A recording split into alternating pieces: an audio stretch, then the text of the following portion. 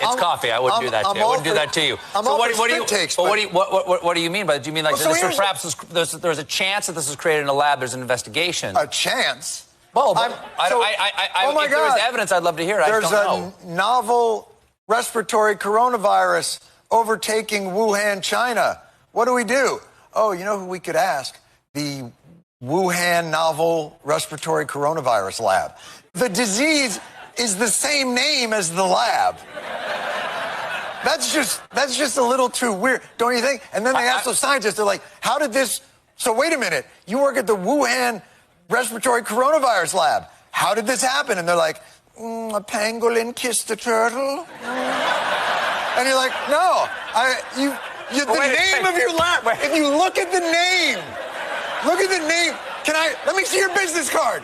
Show me your business card. Oh, I work at the coronavirus lab in Wuhan. Oh, because there's a coronavirus loose in Wuhan. How did that happen? Maybe a bat flew into the cloaca of a turkey and then it sneezed into my chili and now we all have coronavirus. Like, come on. Okay, wait a second. What about this? Listen to this. Wait a second. All right. John. Oh, my God.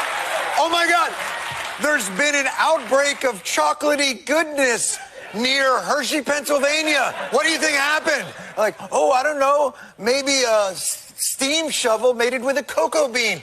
Or it's the chocolate factory. Maybe that's it. That could be.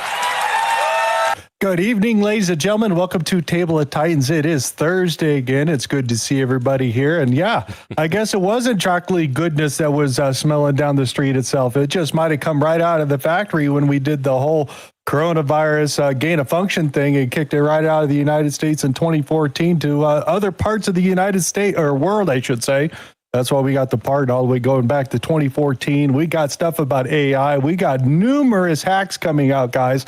Xbox comms were down, so we got plenty to cover, plus some decisions in regards of the SAVE Act, the issues that we're having with it, and then some orders about the SAVE Act actually coming from the Supreme Court. So we'll get into all that. I got Space Shot and Tron. Tron, what is going on, my friend? What's up, man? And that was one of many examples from the past that we want to forget, but I love the fact that we see the characters from the past, especially Fauci, the deep state, the highest order of this, coming back into the news. And again, waiting for that hammer of justice. It's building. But man, dude, all the lies perpetrated on the people, the humans, God's children right here. That was an insane moment. And again, depending on where you lived, your situation, that was nasty, dude. We never want to go back, but now we're going to revisit it. And now, yes, there will be transparency and accountability. But man, dude, we were booted for all that misinformation. Doctors were shunned. People lost jobs, family members, the whole situation.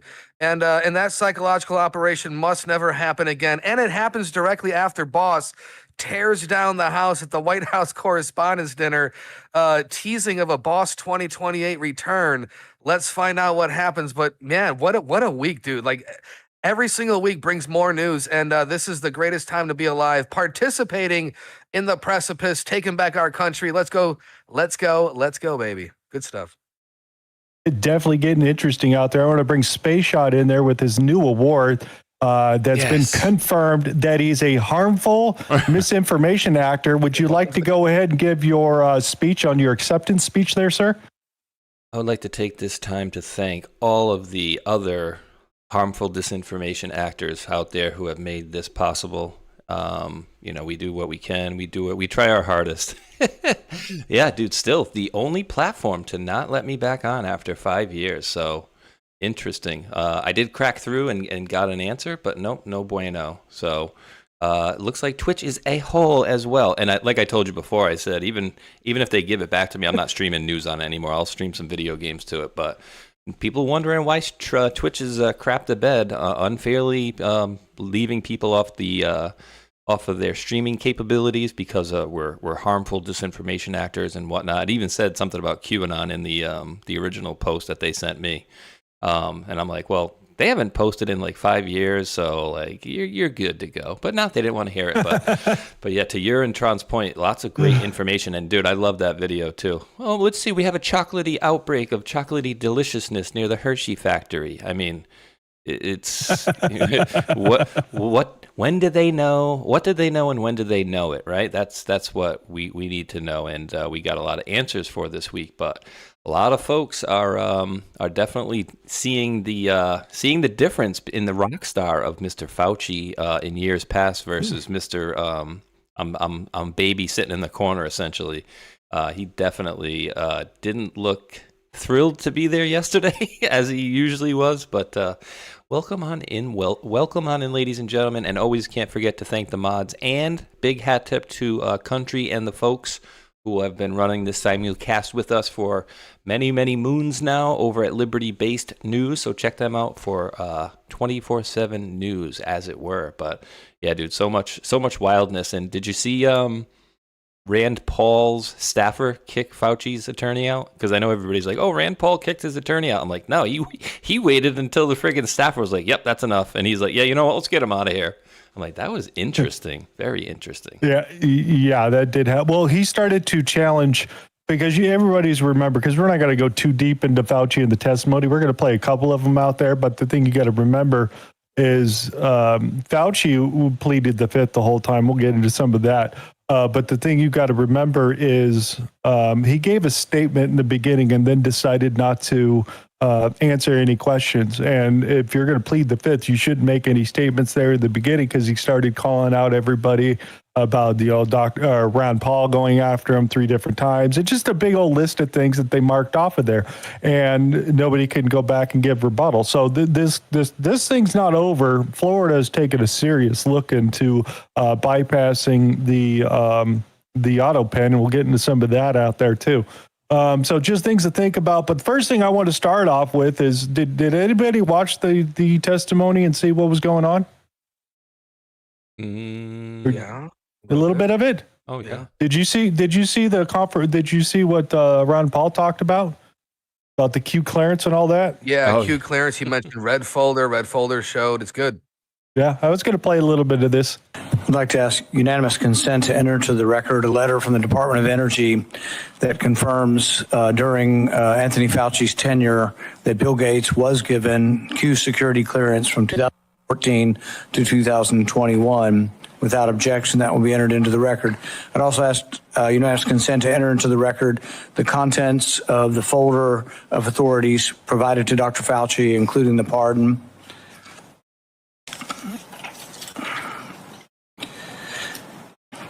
Let's be clear today, what we've seen.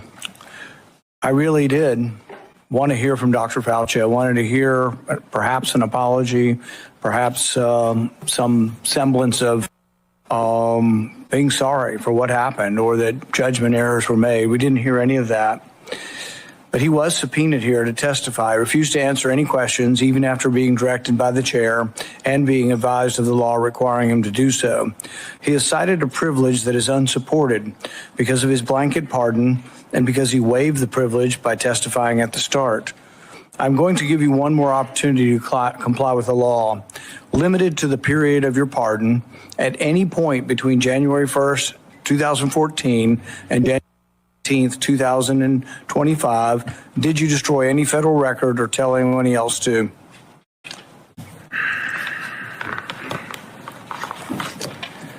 Under the advice of counsel, I respectfully decline to answer based upon my rights under the Fifth Amendment to the Constitution. Given that you have a unlimited presidential pardon, what is your specific objection that you are making? On the advice of counsel, I respectfully decline to answer based upon my rights under the Fifth Amendment to the Constitution. My question was limited to the period of your pardon only. I find your objection unsupported and direct you to answer the question. On the advice of counsel, I respectfully decline to answer based upon my rights under the Fifth Amendment to the Constitution. Because you refuse to answer, citing a privilege that is unsupported because of your pardon, and after being denied to do so, this committee has scheduled a vote next week on a resolution certifying your contempt. So more angry letters is basically what it comes down to. So, I mean, he could have came in and answered all the questions he wanted to with the best of his ability and said, yeah, Biden ordered me to do this, and we had these deals and those sort of things, and he couldn't have been prosecuted for it, for any of the stuff. Long as he stayed within the truth itself. If he obfuscated any of the truth and started to lie, then it gets a real big issue. So I'm not surprised this happened with the 111 plead the fifth out there. So any comments from you guys out there? Anything you want to throw out that you saw that was amazing, or any particular deals? Because the only other thing I'm going to throw out there is, oh, that's Holly. We'll get to him in a second. Go ahead. I'm just enjoying the panic that we see here. Again, like, we said it several times, this guy was allegedly a superhero to certain people. They called him the Fauci ouchie. They turned him into this fake persona of a hero. And again, it shows you the depths they go just to perpetrate the lies. But this was a eugenics program. And to hear that Bill Gates had Q clearance given from Obama. I mean, I know Gates had that Terra Power company, alternate energy and that kind of stuff. So, but again, the danger of the past from Renegade, sleepers everywhere. But again, this is one of many narratives, criminal activities that we need a final to. And this is building up to something nice, but keep the panic going, because he worked with a lot of people. He was sloppy with the diary, much like Hunter with the laptop. Everyone's a little sloppy in 2026. And this is not... That was a Jon Stewart. But yeah, that's and it's not going to stop. We're going to continue to see the spotlight shift on all these actors, good, bad, and the ugly. And we might have some scenarios where people take the easy way out and save the taxpayers some money. So this is where it's going to get hot between now and November, and then D5 avalanche for the next 2 years. So exciting times. Yeah, just got to get past those midterms. What do you think, Mr. Space Shot? There's no easy way out. There's no shortcut home. I'm just getting into my little Rocky biz there. I mean, dude, look at the rock star. Look at him, guys. Look at. I mean, he was Mr. like pointing and shooting stars, and like Tron was saying, he was Mr. Rockstar, and everybody was, putting him up on a pedestal. But now he's sitting there like, nope, can't answer anything. And I think a lot of people want answers for this, because whatever side of the aisle you're on, this affected you, right? And more than likely, if you had kids, your kids were home for a year. And this did destroy a lot of people's lives. The fact that people couldn't even go visit their loved ones in the hospital. People had passed away without getting to see their loved ones. Like, just horrible, horrible thing that never needed to happen. But again, what did they do it for? Just to take, quote, control. Yeah, exactly. A couple more clips. Let's get into some of these things. Yeah, well, silence is admission. And here's the real thing. At the end of the day, it wasn't just about the money, really, was it? It was really about a power trip. I mean, through all of this, you want to be the most famous scientist in the world. You were so focused on getting every award and every drop of cash that you could, all because you wanted to be on TV. You wanted to be the sun god of science. You wanted to be the guy who was in charge of it all. You wanted to lambaste Trump. You wanted to make sure that nobody else stole your spotlight. You wanted to be the guy. You had time to sit for InStyle magazine. Here's what you were doing with your time. You could sit for InStyle magazine, but you can't answer questions for the American people. You could sit for InStyle magazine, but you're here taking the fifth. You could sit for InStyle magazine and get $1 million in cash awards. But now the cat's got your tongue. I bet he does. I tell you what, here's my conclusion from all of this. This was really all about you the whole time. Somewhere along the way, you lost your way. You may have been a good public servant at one time. I don't know. But what I can tell you from reading your emails now, from looking at what you did, how you used your employees, somewhere along the line, it became all about you. You became a narcissist and a megalomaniac and a liar. And you've lied to the American people, and you've lied to this body. And you've disgraced your profession by doing it. You called yourself the most famous scientist in the world. You've done more to harm science than anybody in my lifetime. And I hope you'll go home and write that in your diary. Yeah, well, silent. Just as a reminder, that was a digital diary that was found on government computers. And shortly before leaving the administration, he decided to email the whole diary to himself just to make sure he had a copy of himself. And that's how they went and found his diary. No, he didn't write it on his little nightstand book and pen and do little furly things. That didn't happen whatsoever. Your You know? diary. Dude, and It wasn't like this. Dear Diary, for better or worse, I am becoming an international celebrity. Calls from all over the world. It is not hyperbole to say that today I am the most famous and talked about person in the country. Brad Pitt plays me on Saturday Night Live and thanks me in a very serious tone after his skit. The swag around me is getting really ridiculous. Had great call with Barbara Streisand. Press still hot and heavy about me. Petitions to vote me sexiest man alive. Major stories about my basketball career at Regis. Jeez. Those were all quotes from the diary. None, I repeat, none of those were made up. that's the Wait, worst really? part. That's hilarious. Yeah. Funny. He even made that he gave an interview and like the stock market lost 3,000 points, the biggest day in history, blah, blah, blah, those sort of things all over the place, being a total narcissist out there. And just to point this out here, I just want to put this guy out here because Lurch freaking wore a whole suit and tie, guys. This is big news. If they're going to give testimony out here in Congress, we got to bring him out there because it's not a tracksuit. He ain't got no freaking day pants on. Let's go for it. It's not about much more your regrets, but I have one. And that is early on that there was the theory that the virus could have emerged from the lab. And early on, that became like a right-wing kinds of theory. And I thought it seemed to make sense. Now, there was a really advanced lab that was close by, and then you have this unknown virus out. So, but that became a very partisan thing. And now it seems now it's more and more emerging theory that would have come from the lab. Now, I think that the next time our nation's facing something like this, we are not become, as I might have been, blinded by the partisan idea that maybe the truth might come from a side that's different than you are. But I think we should really be willing to pursue truth, no matter where that may have emerged, for all of that. So, yeah, a whole nice suit. He actually did say some things, calling out Mr. Dr. Fauci out there, and we'll see what happens. Remember, we're on our third endorsement for prosecution for Fauci coming from Rand Paul. Dude, when Mr. John Fetterman shows up in a suit and he's the voice of reason for the Democrats, the plot is flipped on them.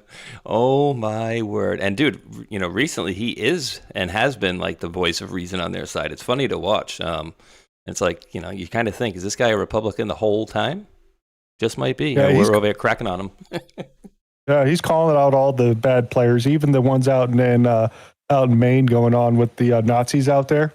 He also came out, just said that the dude that they're replacing the Nazi guy with is dating his cousins and have 2 kids. Again, that's Maine for you. So we'll see what that turns out to be. Just little shit like that all over the place.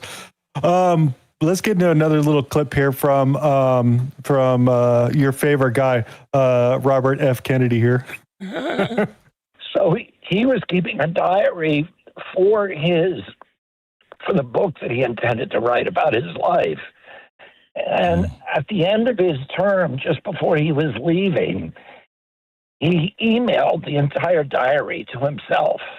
So for years and years of keeping this daily journal, he emailed it to himself so that he could write his book. And that's how we found it, through those emails. But he knows that. I mean, it's not a diary. It's not a diary in the sense, like you said, that a teenage girl keeps a diary that's private and has a lock on it. This is a government computer, a government laptop on government time, keeping this account of what his official duties are, and then making private observations about them.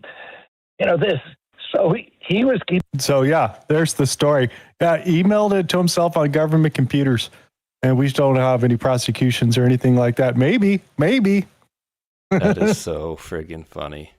I mean, he's an absolute megalomaniac, and he was. And dude, and I don't think anybody ever got a good answer, and I don't know that we'll ever get a good answer. That Mikey Palms was it Mike Palms that was sitting there next to President Trump, where he was talking about this is a live operation here, and he's like, should have told us. Should have told us. Yeah. Should have told us. Trump saying should have told us, and I'm like, what the frig are they talking about? Mm-hmm. Yeah, I agree with you. Bricks and all the rest of them all standing on stage. Yeah, all went along with it, and they all knew. Might as well get this out of the way. I plead the fifth. 1, 2, 3, 4, fifth. F-I-F, fifth. You play FIFA, F-I-F-A. Fifth, F-I, fifth, my nigga.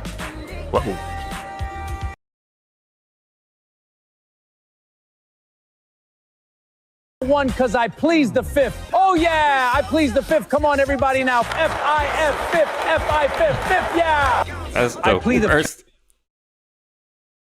I fifth. I have this important document. Read that, what that say? F-I-F. I plead the fifth. Oh, I please the fifth. Yeah, yeah, yeah. Yes, we're going to have to make fun of it. That's always the point of this particular show itself. But Southern Florida might have a little bit down there. There's some interesting things going on with that particular court case as they're trying to move that. I'm not sure what Congress is going to do. They might have angry letters and then hold him in contempt of Congress and stick him in jail maybe in the bottom of Congress like they did with the other guys. I don't know. They could do whatever they want in Florida. He's pardoned federally. State charges, let them fly. There's something going along with they're trying to bypass the auto pen stuff that's out there. There's a little information on that, I think. Do I have that right here? Oh, we're going to do one more funny. Might as well go there, right? You can play at home. New, talking my first Fauci. Don't worry, I brought Fauci. Trust the science. Booster required. I plead the fifth. Does it actually work? I don't recall. My first Fauci, now with Fifth Amendment mode. You will comply. New. You will comply. AI is so great now. They're getting better at it every day. All right, let's. What's that? No, he's like, does it work? I plead the fifth. I plead the fifth. Comments? Excellent. Senator Moreno, why do you suspect Fauci's pleading the fifth after testifying 200 plus times before? Because he's a piece of shit. Yeah, he said kind of the same thing kind of in Congress. Senator Moreno, why do you suspect Fauci's... He said something very similar in Congress. He used the word shit in there, but I can't remember exactly what he got, but this is shortly thereafter the testimony. I couldn't go find the other one in there. But yeah. So yeah, they're not goofing around no more. They're going after these guys. Tell us what you really think about them, Moreno. Exactly. Key pieces. Fauci, I never funded gain of function research in Wuhan, China. So Monday, 11th, 2016. We got Peter Danzig. Remember that they tried to stop him at the border and ask him questions about this whole gain of function thing? And then Biden's administration's like, no, let him come on through. No, you're not asking him any questions. Nope, that's absolutely fine. He's free. Come on in. They actually wanted to question this particular gentleman here. So on the 11th or the 16th, it says, this is terrific. We're happy to hear the gain function research funding pause has been lifted. Cheers, Peter. So this is all the same people that were all part of the NIH, NIAID. They all knew. Remember, we had to get it out of the United States after 2014 and move it over to other areas like China and then over to Ukraine with the whole biolab crap that we dealt with over there. They're going to keep this running. Fort Detrick or something like that. They had it going in for that. DC area. I heard it was like McLean area in CIA land that they had a gain of function research there. They had them all over the place. This is really nothing new. And remember, China just got busted in, what was it, Las Vegas for doing the gain of function stuff in some side of, what was it, a rental home? Yeah. Oh, yeah. Remember that? Yeah. I talked about the local police department's like, what do? We found anthrax in here. They're like, just throw it away and burn it. You don't want to check it out? Nah, it's cool. We got you. We trust you.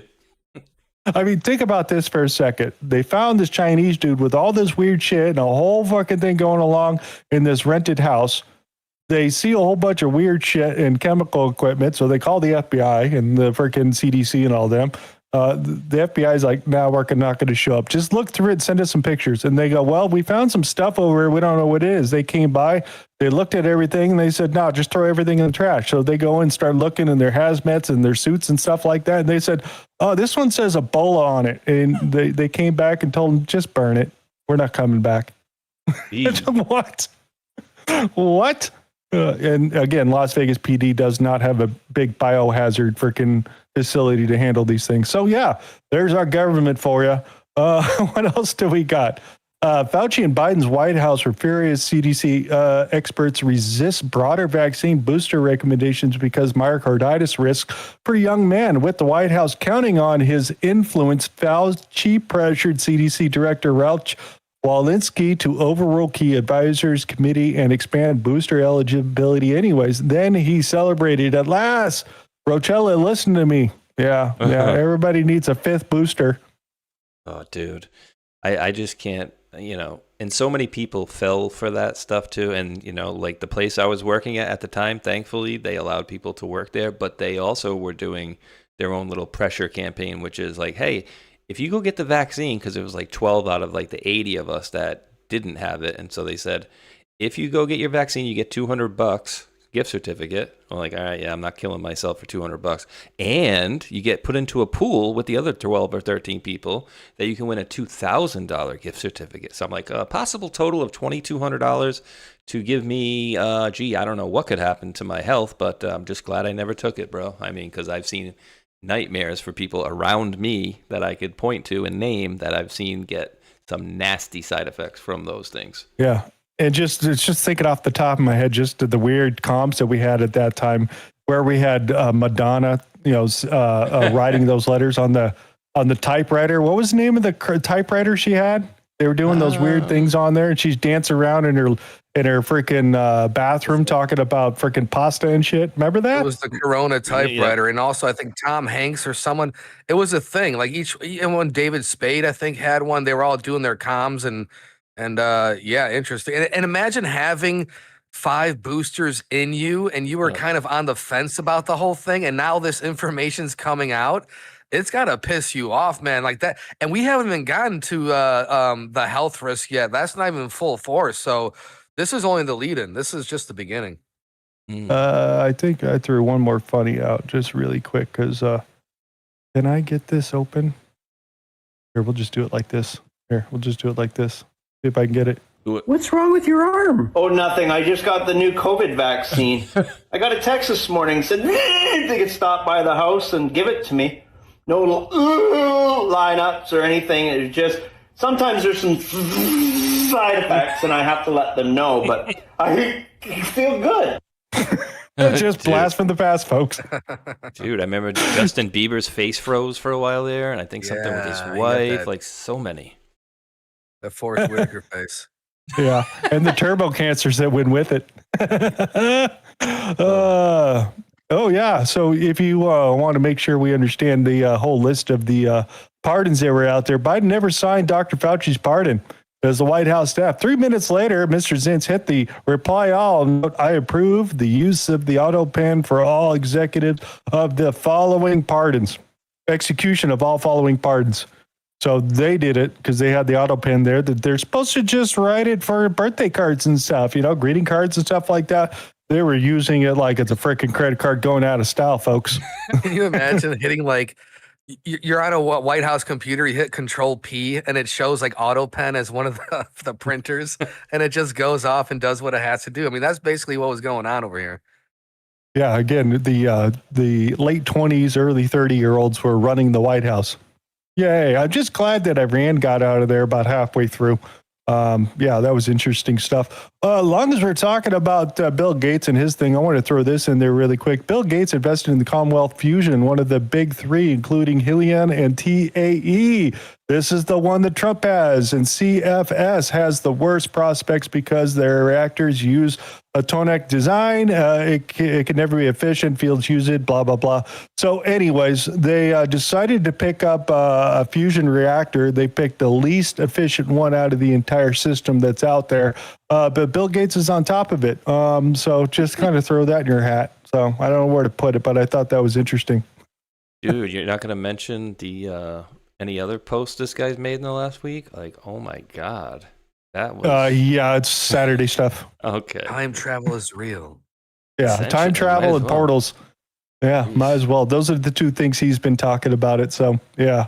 Get your Saturday. Fusion is coming. There's your Saturday. Mitch McConnell releases the proof of life photo. Yeah, this one's not AI. This one's way better. I did run by a video who a lady had walked around the hospital here because she's on staff and had to go back and restock all the rooms. So she decided to go and check every floor. And would you believe it? Couldn't find him. He's not listed in the hospital anywhere. Couldn't find him. Even though he might have been under an alias or everything, she went and checked all the rooms. He ain't there. And now the governor is asking for a video proof of life from Kentucky. Oh shit! Now you know it's getting real, dude. But dude, how is this nurse gonna? How do you expect to find a dead person in a hotel in a hospital bed when he's been dead for probably a month at least? I mean, dude, we all know the game. The funny part is it's like we all know, and I think a majority of the citizens don't probably have a clue, but we're pretty clued in, our viewers, and that, what is it, August 3rd date or whatever? Are we going to get it 5th. like on August 5th? Yeah, so whatever that date is, like, are we going to get it like that next day? Oh, Mitch McConnell's passed away. Big shocker, I know. It's like, yeah. Yeah, we're just going to replace him with his wife, the Chinese lady, like they did with Graham over there. That could be a very possibility out there until he ends up the remainder of his term, which ends in January, by the way, if anybody's keeping score out there. There was another choice already, just to let you know that Andy Barr won the Kentucky representative. He will be the one that would be going up against the Democrat out there. So if it happens before the 5th, then the governor gets to pick a Republican. If it happens after the 5th, then McConnell's group gets to pick the replacement. And that's what it comes down to. And we already have Andy Barr, who is going to be the replacement for Mitch McConnell. I mean, it's easily done, like you said, dude. They could go there, but like, I don't think this has ever been done in the history, right? Like, have they ever had a governor say, like, you need to go down there and take a video of this guy? Like, I need. This is the second request for proof of life coming from the governor. The other one was like 2 weeks ago, and they kind of like, oh, here's that photo, and everybody's like, it's AI, and then they waited, and he asked again, I want video proof of life. Oh, Hulk, you went down to County Memorial? Oh, my bad. He's at the private nursing home. I mean, I'm sorry, I sent you to the wrong place. He's at Visiting Angels right now. He's playing mahjong He's in with his wife. He's in hospice on heroin. Okay. He's on methadone right there. Could be. What else do we got there? Here, Tron, read that. Alex Jones fined $1 billion for misinformation. Anthony Fauci, huh? Just saying.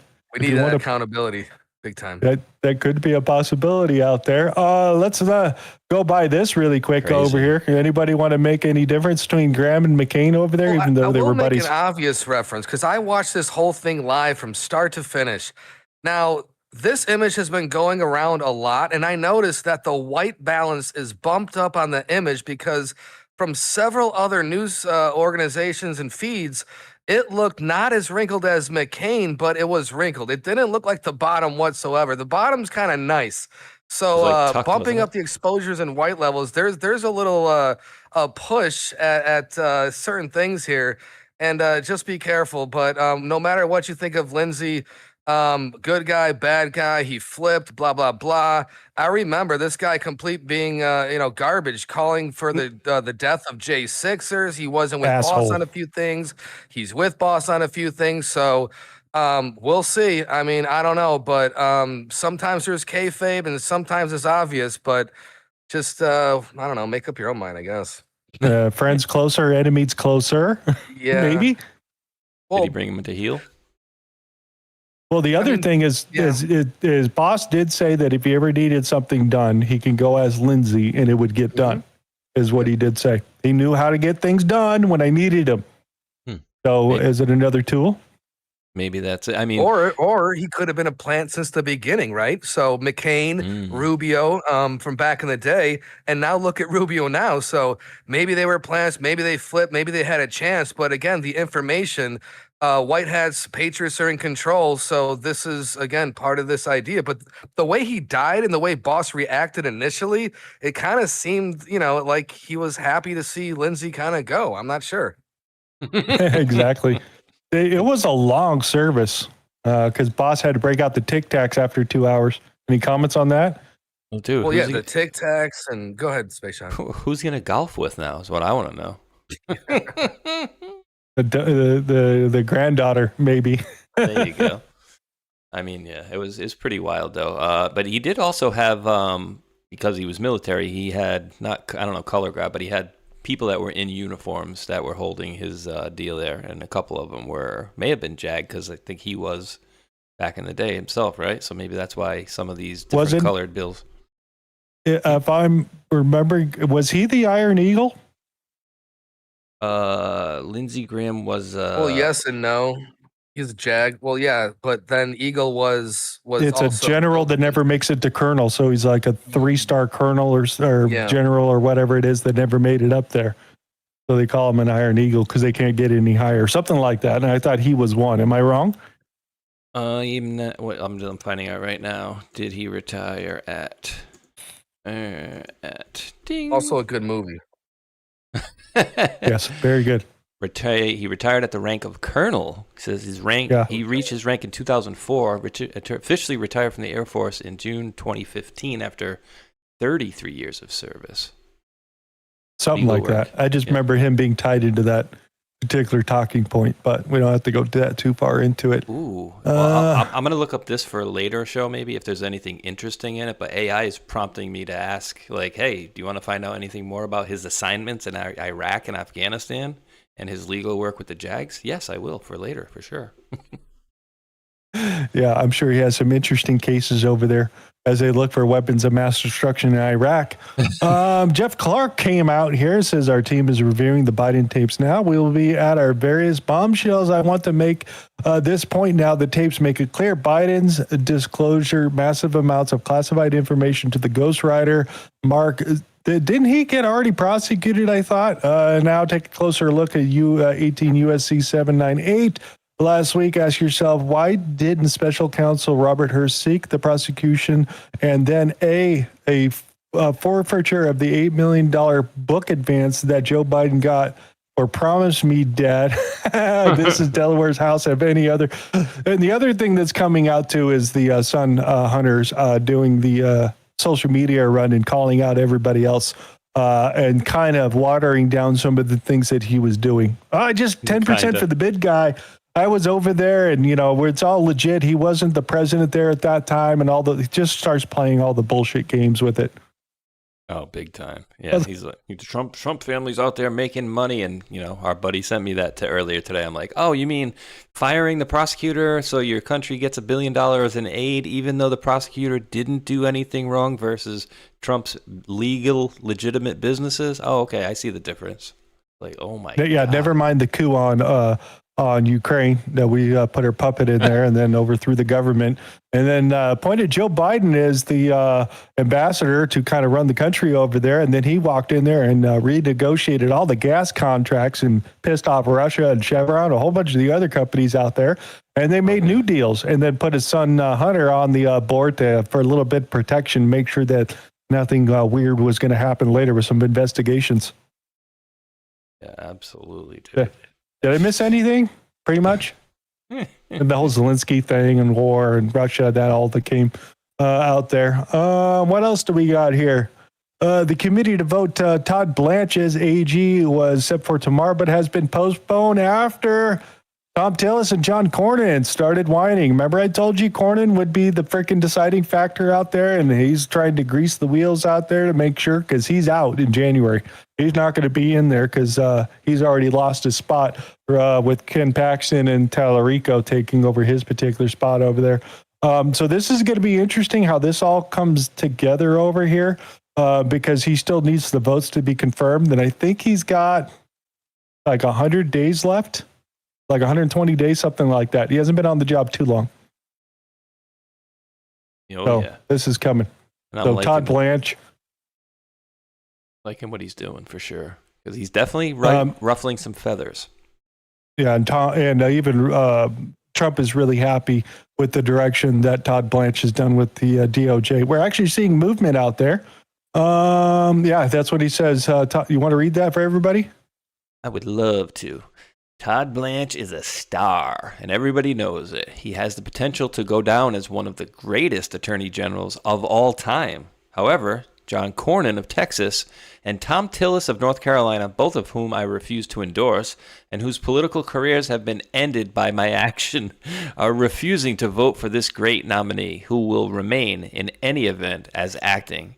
Remember, both Cornyn and Tillis both voted for Merrick Garland and others, too numerous to mention. I have no objection to temporarily withdrawing Todd's name if they do not do the right thing and putting him back after Cornyn and Tillis are out of office. Ooh, dude. So does that? I wonder if that restarts the clock, or if the clock just continues from, say he had 100 days and you take him out and then you plop him back in, whatever, another month from now. Does the clock start over, or does he have now, 100 minus days, whatever we go forward? I don't know. That's a good question. I think he could put his name back in for after January when they do the induction for the new people that won the election. They could try to run the vote there again, because Tillis and the other guy would be out already. That's what I'm thinking he's trying to do. So I don't know how many days he would have left, because as far as I know, it's all piled together. You can't separate it unless they're going through confirmation. Then the dates through confirmation, it pauses, and then you get extra dates for those that he went and testified in Congress or spoke to somebody or whatever. I know that's that part, but we'll see. So I think it's just going to renominate him at the end. We did get Jay Clayton on the DNI over here. So what's his name? Is out. He's on to his fourth or fifth round of layoffs out there. They've in the last couple of weeks, fifth. They've dropped 30% of the people over in his department, particularly the NCIC and those types of groups. So yeah, they're panicking here at this point as they peel back some of the deep states. That's awesome. Yeah, dude, that's great. Good to get him into Southern District of New York action coming up. Yeah, he's been dropping a whole bunch of the emails and stuff coming up from Fauci, COVID, and all those sort of things that are out there, because he's been. Did he throw them on this feed? Yeah, he's been dropping a lot of these things. I haven't had a chance to go through some of these things as he's dropping. He's got some Fannie Mae sheets, because they're actually doing pretty well here at this point, but that's for another story. We'll keep going. So deep state's getting a little bit rattled out there. That's turning the controls into Swiss cheese here at this point. Yeah, so John Thune, ready for his comments? I didn't even listen to it because I think it's all lies anyways. What did John Thune have to say about the whole SAVE Act there? Question first. I'm for anything that we can do to get the Save America Act passed. The question I always ask is, what is your picture of victory at the end? What is the end game here? And if, in fact, staying here for the month of August means that we assume at some point there are going to be 10 Democrats that cross over and vote for the Save America Act, I think we can stay here till Christmas. That's not going to happen. And the other thing I would say about that is that there aren't going to be 50 votes to get rid of the legislative filibuster. So if budget reconciliation is a path forward, if we conclude that there is actually a chance to get an outcome or a result there, I'm open to do it. And I think all of our colleagues would be open to staying around here if that were true. But I think that we have to see, first of all, that can be proven to be the case. And but I don't think, having a Congress and Senate sitting around here for the month of August in quorum calls or having to vote on Democrat amendments is probably a good use of anybody's time. So we will see and see where the conversation goes. Yeah. Yeah, I think it's Mike Schmidt is the one that's going to do the roll call in the Senate. He's the one that stepped up and said, yeah, I'll call roll and make all these guys show up so they can't leave for the August recess. And Trump's talking about canceling it. He hasn't stepped up to the plate to do it. But again, if we get somebody inside the Senate says we want to do roll call, everybody show up and do roll call. And if nobody shows up, guess what happens? Simple majority. Oh, vote on the SAVE Act. That would go right through. So, yeah, they're kind of in a pickle here at this point. They have to show up. Yeah, this guy's just doing the Potomac two-step anyways, right? Because, weeks ago it was like, oh, we don't have time to implement this stuff, and da-da-da-da-da. It's like, what do you want? So he's just, like you said, he's bullshitting, making excuses, and doing the whole deep state, I don't know, is there a dance name that starts with D? The deep state? Tango. But yeah, no, he's just a bullshitter. He was talking, and all I heard was poop sounds. Pretty much. Paulty, remember this whole thing about here when we talked about the cybersecurity expert out of the FBI that's over at Microsoft right now, says that basically running a shadow government across the FBI. Somebody went through and figured out who else is on the list right here. Nakasone in these text messages is Paul Nakasone, who was the head of the National Security Agency. The director was Christopher Wray, who was the head of the FBI. The shadow government was not some abstract comment. It was run by a small group of people who worked underneath President Trump, who didn't want to inform him on the presidential daily brief about any of the stuff that was going on, anything from China hacking our election or the Hunter Biden laptop or the 51 intelligence officials, that whole thing. They figured they decided not to. So Nakasone did turn out as well as most people had thought after he took over for Mike Rogers of the NSA. So as long as we're keeping score, right? He's also the dude tied up in Ukraine, too, that was supposed to be the one that was supposed to stop the fraud. That didn't happen. Well, and so the other thing, too, is, and I'm trying to remember exactly who it was, but the interesting thing on this is the way that they pose this one. It's like, well, we got Ray in here. And then it's like, well, again, do we know for sure that this dude on the right, Ray, is the bad guy, right? And then comes back down to the burn bags. Like, do we know? And remember, there was one dude. So we found out in I don't even know when it was, 18 or 19 or so, that Nakasone was no good because President Trump was trying to put somebody in there, I think an attorney, into the NSA, and he kept being blocked by this guy specifically, Nakasone. Yep. Was it Watnick? Yeah, I remember that. Or was it Ellis? I can't remember. I don't remember. It's been so long. All right. Is Michael Ellis, not Ezra Cohen Watnick, selected in the late 2020? Yeah, general counsel. Remember, they were trying to get the lawyer over there, and he kept trying to block it, which he successfully did block, if to the best of my recollection. So, yeah, they play their little, Washington block games. You can't get good people in to do certain things, and once you try to get them in, they do this crap. Oh, yeah. I'm going to pick just a couple of minutes out of here for Robert Agovier for the 3-minute mark over here, because there's some interesting things Mark Elias and the rest of the group are doing right here. Let's get into it. Of Zenith in these various districts, according to the Trump versus New York decision that also came down from D.C. If you're going to sue to challenge a postal service rule, you got to go through the Postal Regulatory Commission, not sue like they did back here in 2022. So see, they're closing off this exploit. They sued in this one back in 2022, New York and a bunch of others, to stop Trump's postal service rule change. But that has now been closed. So they have to get it done at this level. Otherwise, they're going to lose the opportunity to do that. And they just lost this one. Here's what got handed down fresh out of the oven today from the D.C. Circuit Court of Appeals. Once again, it's the DSCC, the Democrat Senate Committee, and others, along with the other Team Bluers, all sued Trump. And now the judges found the following. They said, all right, this appeal was considered on the record from Judge Carl Nichols down below. We have given this a lot of consideration, and we don't think this warrants a published opinion, but here's our ruling for now, saying that ordered and adjudged, we find that the lower level ruling, which was a victory for America, is hereby affirmed, blown out. Remember, on March 31st, Trump issued the executive order. Homeland and the Postal Service are to begin developing new rules for the midterms and the future elections. The day after the order was issued, the national arms and leaders of the Democrat Party sued in district court. Then a week later, they moved for an injunction to stop the order from going into effect. Carl Nichols said, no, get out of here. Now, we affirm because while they have identified serious questions about the proposed actions, if implemented, the case right now is unripe for review in its present posture. because they basically said that they haven't done anything yet. And everything that they're doing and asking to do is all set up. And the Science and Academy thing that they did back in 2010, how we should look into these things and fraud and using the Postal Service and make sure that we're partisan. Just all the rules they needed it to do are in there, and they're following the rules. And the Democrats are panicking. And would you believe that?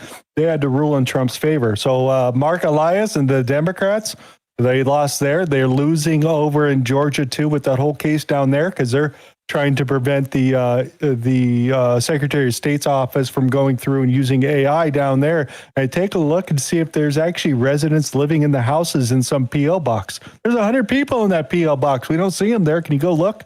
That's another thing that's happening here. And they're losing big time. I love that, dude. And especially love it that it's that jerk off, Mark Elias. Because again, if there was nothing illegal going on, then why are you doing all these lawsuits? Oh, wait, it's because Trump's trying to, push over and do things that he shouldn't do. So we're protecting the people. Yeah, you bullshit artist to the max. Absolute scumbag. So this is just a breakdown of some of the things that they're going through the citizen list and make sure that they're actually registered there, and just a whole bunch of procedures that they're getting through. So this is good things for us because it goes through what Trump wanted to get done, and the D.C. Court of Appeals have upheld it and said, yeah, we're not going to touch with the 10-foot pole. Yeah. And then this happened. Would you read that for everybody? Yes. Hey, Mark, eat shit. Here we go. Sorry, buddy. I didn't mean to have to say that online there with everybody else listening. Just in, DEI Court Justice Ketanji Jackson has denied President Trump's immediate request to resume enforcement of his anti-mail-in and non-citizen voter fraud executive order. Of course she denied it. The activist ruling against Trump will now hold until a response by August 3rd. The Democrats are just going to run out the clock with this lawsuit to where the executive order can't be enforced. Save America Act now, go around the courts. Ew. Remember what I tell you about when the Democrats lose, they just change the game. So they're playing the game. So this is not a game. Learn how the game is played, and they're just going to try to run out the clock because the Secretary of State won't be able to institute any of the rule changes in time for the election. Because I think it's the 5th as they start doing, or the 15th. I think it's somewhere in the mid-August. They're doing some of the primaries for the final votes. So that's in August in a lot of the swing states. So that's coming. So that's crazy. You like how she jumped right on the wagon? What was the date on that? This was... Of course she did. That's on the 29th, and she posted 27th. It's kind of close. It's probably within the same day. It's just depending on how they posted it. Crazy stuff, huh? What else do we got out here? Oh, I thought this was interesting. States with the highest percentage of mail-in voting. Look at Oregon. Holy shit. 99? That doesn't make sense, man. So when Reagan was elected, they had like maybe 3 or 4% of mail-in votes for the entire United States. Yeah. The entire state of Oregon is almost mail-in votes with Washington, and then Hawaii. Oh, they got a big problem. Isn't that the percentage of mail-in votes? Or like, yeah. What is that? For the total votes of the state of Oregon, 1% was not mail-in votes. That doesn't make any sense. No. I don't know about that. Oh, scroll up, read it again. What does it say? At the states with the highest percentage of mail-in voting. 2024 general election says right there, Oregon. You'd have to go to the next picture, Hulk. Or the next. Turn out by mail, 5.5, 140,000, 126,000 total. Look at that. Jeez. Look at that. Look at those numbers. Oh. The next image, so you can see Oregon. Should be the top of the next one. This is criminal, man. Oregon, 99.3%. What the hell is that possible? Total mail ballots transmitted. Are they lazy? 3,038,000. Total mail ballots returned 2.29 million. Mail ballots returned 75%. What the frick? Damn. And notice that they're all freaking Democrats. Rhode Island. They do that voter harvesting pretty well. And that we better be on that too. We should be doing the exact same thing. The Democrats say weird. All Democrat states. Same thing you said. What else do we got over here? Harvey Dillon's basically going to go to the Supreme Court and ask the other 29 states that are not purging their voter rolls and won't turn over the list and all the sanctions against the states haven't worked. They're going to see if they get the Supreme Court to do it. So will this be done for the election? Probably not. You know how they're playing the game, but that is another thing that is happening. So we'll see what they say. Emergency injunction coming in from Ketanji Brown Jackson, because I think it's her district. That's why we got the no on the mail-in votes with the mail office being able to barcode everything. Dude, it's so ridiculous at this point. I mean, it really is. And again, if everything is good, illegals aren't stealing benefits and whatever you want to say isn't going on, then why will you not give us the statistics? Oh, wait, why help? Because they're going to take that information and use it against people. Oh, like Mandami did in New York, handing out a list of people's addresses that have extra homes and stuff. Like, dude, Are you kidding me? Like, dude, I'd be selling those houses ASAP or getting security down there ASAP because they're probably already rolled. Yeah, they were so really good on that list. They forgot to take off the deputy attorney general off of that list and also the deputy governor. So when they went and looked on their list, their names are on the list with their houses and their numbers. Oh, government officials. Oh, that's not a good idea. Remember, they also they got a huge DSA chick in there that's trying to take over the rents. They're trying to buy buildings, and it ain't turning out very well for them. They got denied in the courts on there, but they were really trying to purchase entire apartment buildings. It's not the first time New York did that. They did in the 80s, and they lost a shitload of money. Important thread. Guess who took CCP money? Yeah, all those people on that list out there. Any of them that you recognize out here? No, negative. Who are these losers? I read it last week too, and I was like, one of them looked somewhat familiar. But what was it? David Rode. I don't know, but again, most of them, thankfully, no. I think there's a bigger list going on about it, but I didn't get a chance to go in through see the entire list of all the people they put in there. But it doesn't seem like all that big. And there has to be more on that list that's out there. So I just wait for more of it to come. But yeah, we know China's on the payroll. What do we got from Trump?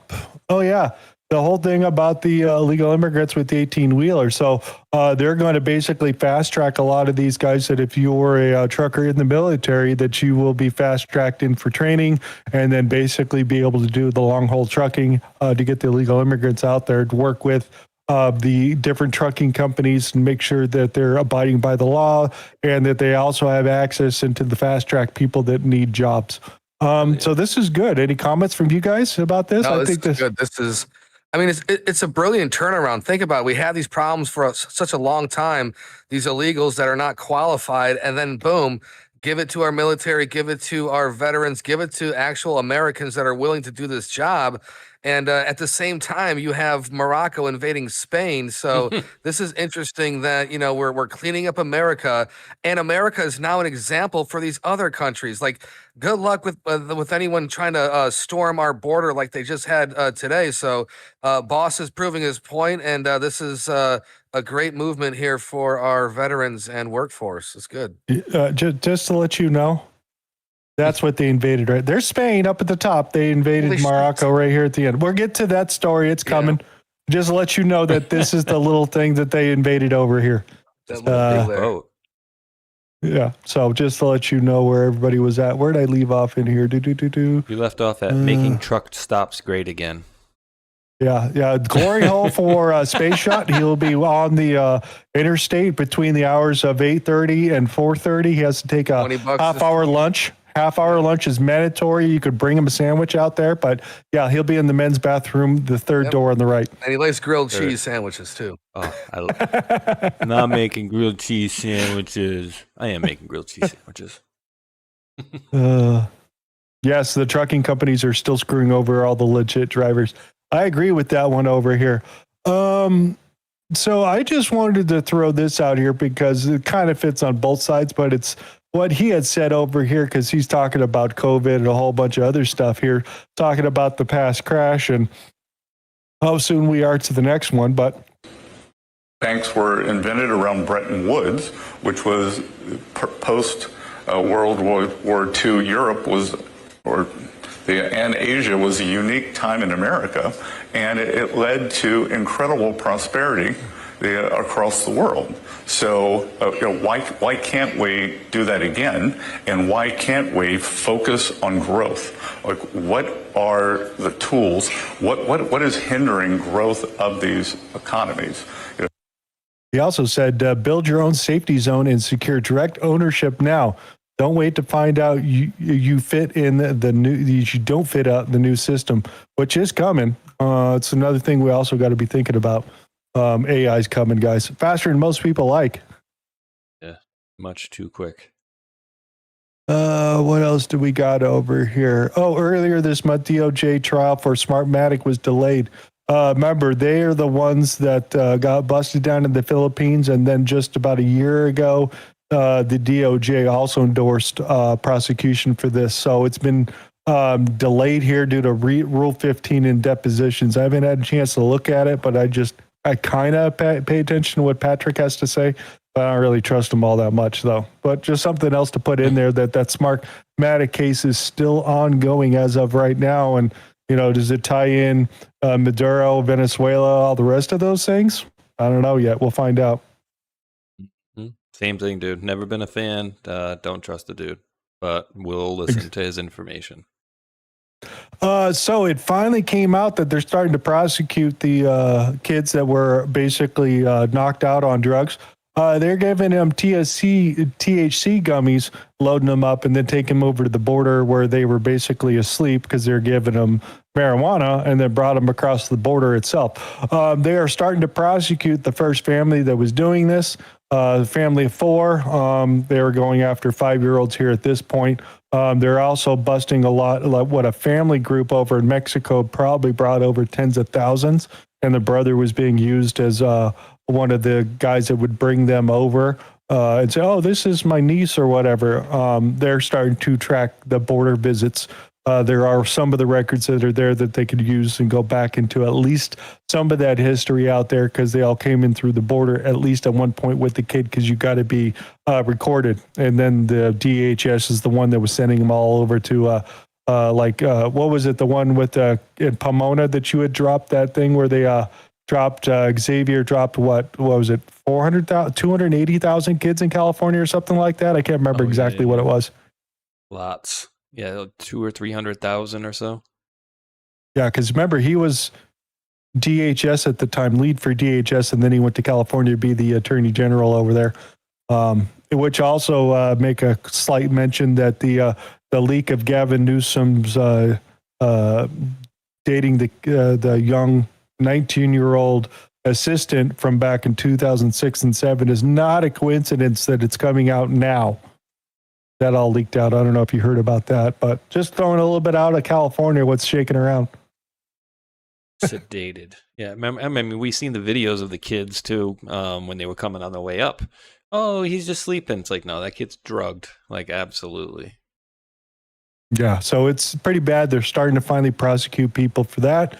Another here, ICE seeks the nearly $500,000 fine against the immigration lawyer in Texas, who was making up those false claims of the Indian workers who were getting robbed at the 7-Elevens and fast food and gas stations and stuff, that they got robbed and they would move them to the front of the line for immigration because they're, they helped out or whatever. So this guy's getting busted for that. They want a bunch of money back from him. So that's going down in Texas. There are a lot more of these people that are out there that they're looking at. He's just the first I've seen so far. So good things. A lot of heroes in that town, huh? What was this? Oh, yeah. You're going to read this because it's the name. It's the name. Go ahead and read this, Space Shot. Oh, who? Sparkles? Florida Attorney General James Uthmeyer just sounded the alarm that activist Judge Sparkle Suknanen is blocking other states, including red states, from accessing the federal SAVE database, which catches illegal alien and non-citizen voting. That's interesting.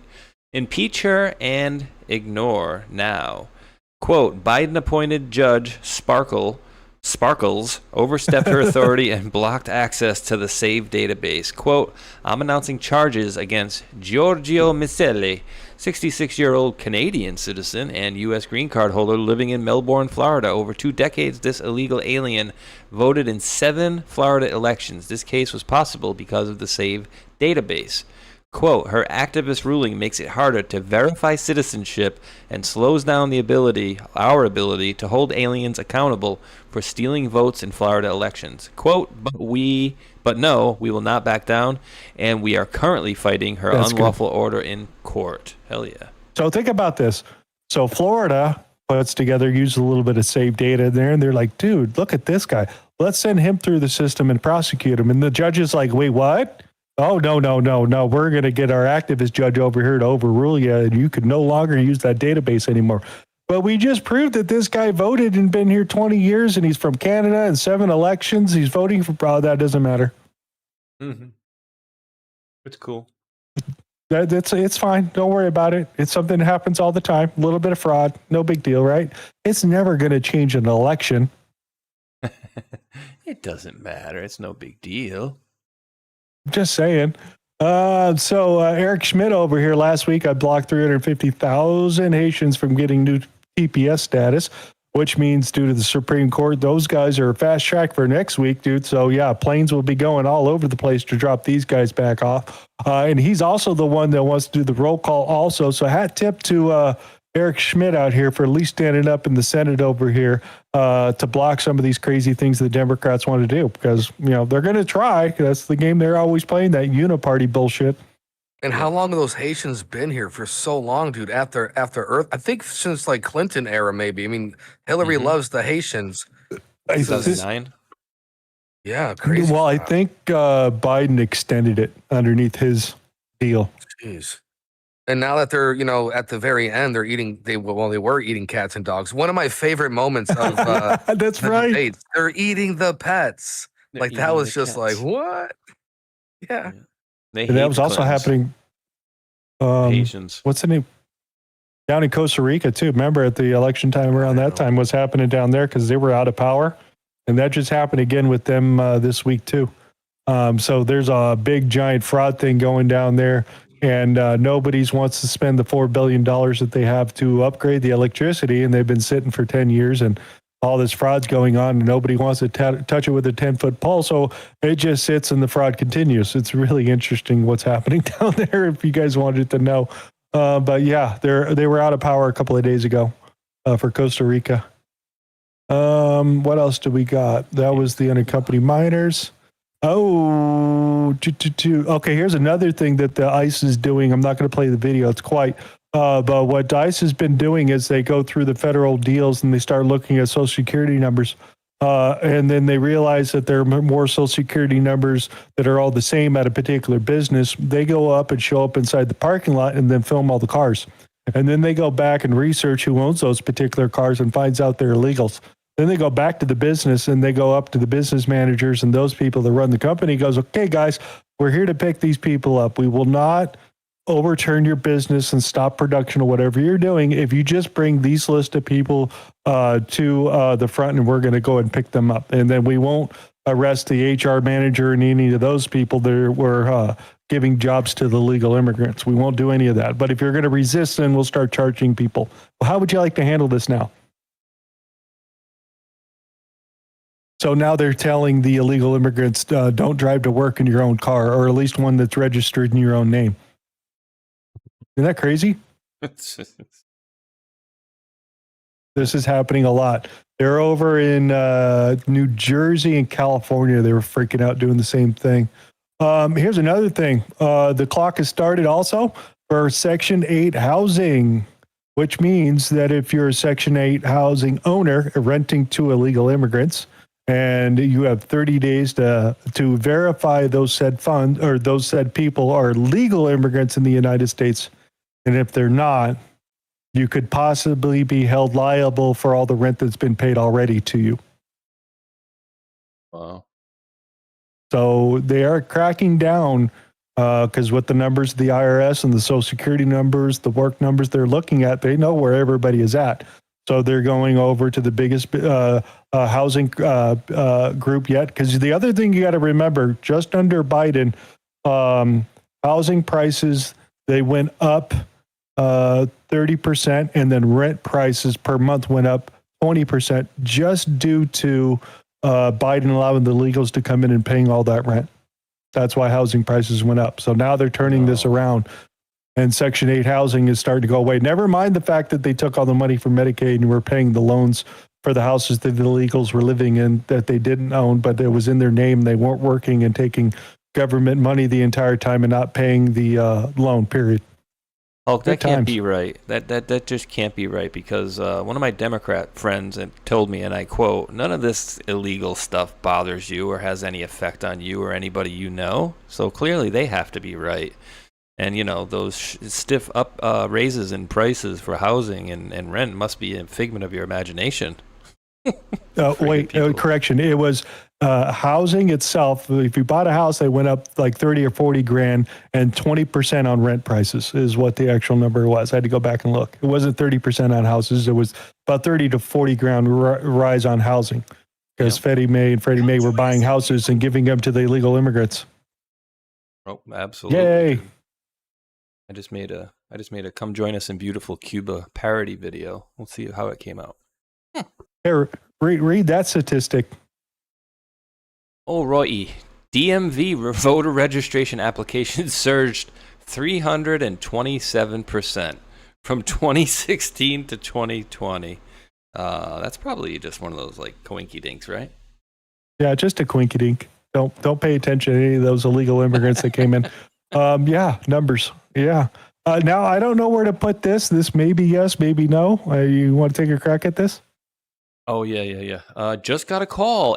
Emerald Robinson is saying, she's saying the White House is promising blanket pardons to everyone inside Trump's admin at the end of the term.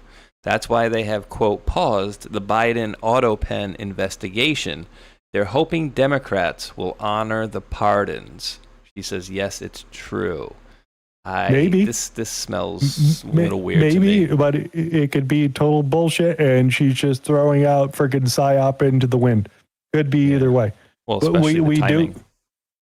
Yeah, but we do know they did shut down that pardon attorney's office in December of his first year in the administration, and then it sat idle for a while, and Pam Bondi and the rest of the group didn't do anything with it. Then it got exposed that was basically null and void and put away. So I don't know what to do with it, but I'm just throwing that out there. It's another thing I'm watching, see what they're going to come up with. Now, when Elizabeth Warren says shit like this, let's read this, Tron. Read it. Donald Trump is right about this. Eliminate the debt limit. Its only real function is to threaten an economic crisis. I'm ready to work with both Democratic and Republican senators to immediately scrap the debt ceiling and protect the economy. Look at this. Just rip the credit card limit right off of that thing. Who cares, right? Just keep going. Just keep charging.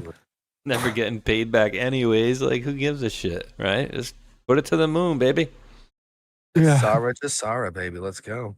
Yeah, sure. We'll see. Forget your deny. Let's see what out there. What was this one? Oh, yeah. Elon Musk is coming back in with his American PAC money. So they'll do door-to-door outreach, digital advertising. He's going to be out there on the stump. So his American PAC has got about 260 million, knocked over 10 million donors in 2024. So they had a crap load of money. They're coming back again to run this operation again for the midterm. So we're going to see a lot of that coming out. DNC reportedly used its headquarters as collateral for $15 million loan amidst the mounting debts and fundraising struggles. Ooh. Did you guys hear about this? Negative. That's a problem. Oh, They only got 15 million because remember Hillary, she had to come in and foot the bill the last time. I guess she don't have the money this time around to keep them up and running. I've seen Tallarico and Texas all over YouTube for the last 2 months. I don't know if you've seen these shorts. All he needs for you is to give us $10 here at this point to go ahead and fight the Republicans, blah, blah, blah. And now I saw like last week, okay, I'm only asking for half. So $5. I was like, oh my God, holy shit. So I can't block him or whatever. He just shows up. But yeah, they're desperately need money to fight down in Texas. I don't think Tallarico's going to make it against Paxton. Bleed them dry, dude. I mean, where were they getting the money, right? Like NGOs were getting shut down, so they're hitting them in their pocket, where is when they can be the most effective, right? Historically, they've taken all that money and ginned up all the people to do whatever they want, but now, once that money's gone, I don't think that these people are going to be so damn loyal going forward. Like, they're not going to be going to march for free, put it that way. Yeah, all that USAID money's now gone. Worked out pretty good. Let's look at the numbers because they're counting it.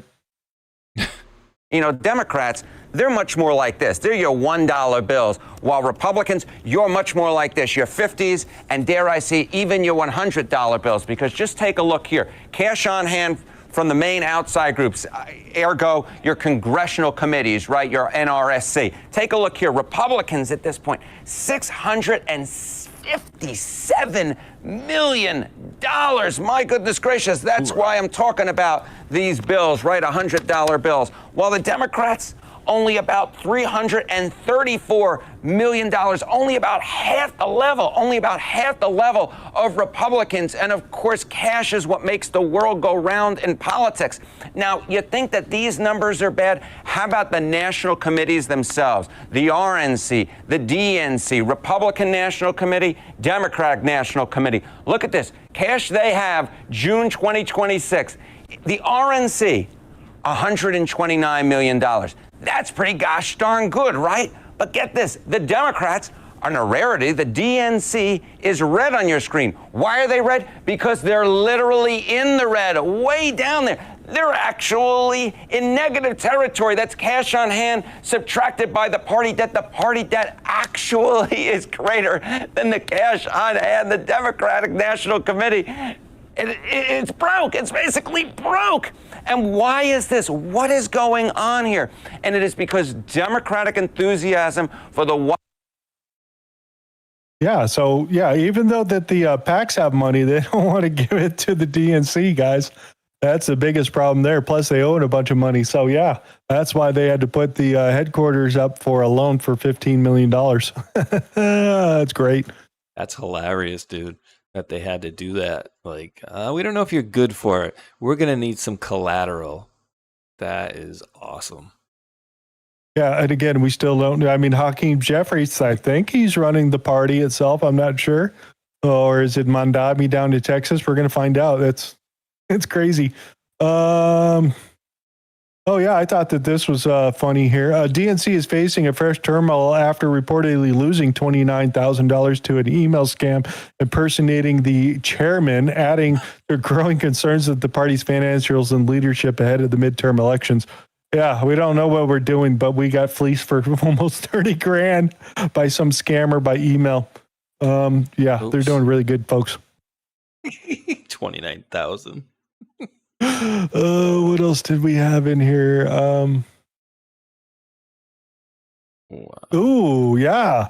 Yeah, you don't want to be traveling in the United States anymore. Breaking right now, Brett, the New York Times reporting exclusively that they have viewed documents that reveal the Trump administration has begun arresting foreigners with expired U.S. visas as they are traveling through airports now, and this includes spouses of American citizens. This opening up a big pool for potential deportees here in the United States, all part of the president's program moving forward for the rest of his term. So, yeah, new rules, new games, and they're going after the people at the airports now. So, yeah, there's not a whole lot they could hide there. Low-hanging fruit, too. But, like, dude, how stupid do you got to be? Like, the last thing I'm ever going to do if I'm illegal and I'm overriding or going past my visa, right? I'm going to go to Disneyland. I'm staying away from train stations. I'm staying away from airports. any place that they're going to be requiring ID. It's like, are you kidding me? But hey, get them out of here. Trains, and Planes. automobiles. Yeah, we haven't seen Tom Holman yet, but this is nice that we're getting him at the airports, we're getting him at the job sites, we're getting him here and there. And, as our DC is panicking, we can have a little panic amongst the foreigners. Go home, go to Morocco, go to Spain, somewhere else other than here. One-way ticket, baby. I haven't seen any new Tom Holman clips as of lately. Right? Most of the stuff I go back and look at, it's like, 6 months, a year ago, a year and a half ago. So I don't know what's going on with that operation, but he's a low profile now. Sure is. And remember, he got an award from a guy that goes by the nickname of the Deporter in Chief. Anybody remember who that president was? Obama? But now, exactly. The guy doing the same thing under Trump is like an evil Hitler. So go figure. Exactly. We're going to get into hacks. You guys heard about this? This was new, I think, right? Yeah. No, I didn't hear about this. Yeah, that's what I shared with Belushi earlier. Okay. Because he's from Minnesota. Sorry. This is 30 water systems in Minnesota. Also here in California, in Anaheim, they had an issue with 3 of their pump stations that pump water out of the ground that feed the city. Yeah, it turned off. We don't know why, but we got it back up after a couple hours. Don't worry about that. So you got water for your toilets and showers or anything for being Anaheim, California. Never mind the fact over here. You want to read this for everybody? And I'm going to hit the restroom really quick. Here's Cyber Division, FBI Cyber. PSA, malicious cyber actors targeting water and wastewater sector PLCs. The FBI warns that malicious cyber actors are conducting cyber attacks targeting operational technology devices.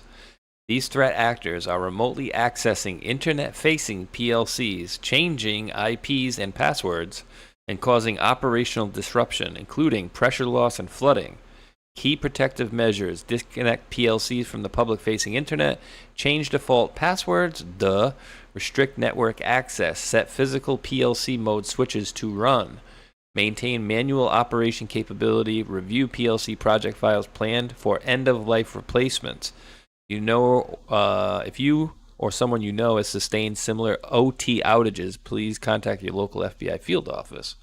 Yeah, I mean, they need to make it so it's not so easy that these people get in here and make changes. Or inside job. I mean, I don't know, man. Like, yeah, well, look at this. It's happening at a place in Michigan. Let's go find out how they voted. Let's see how their funding is coming.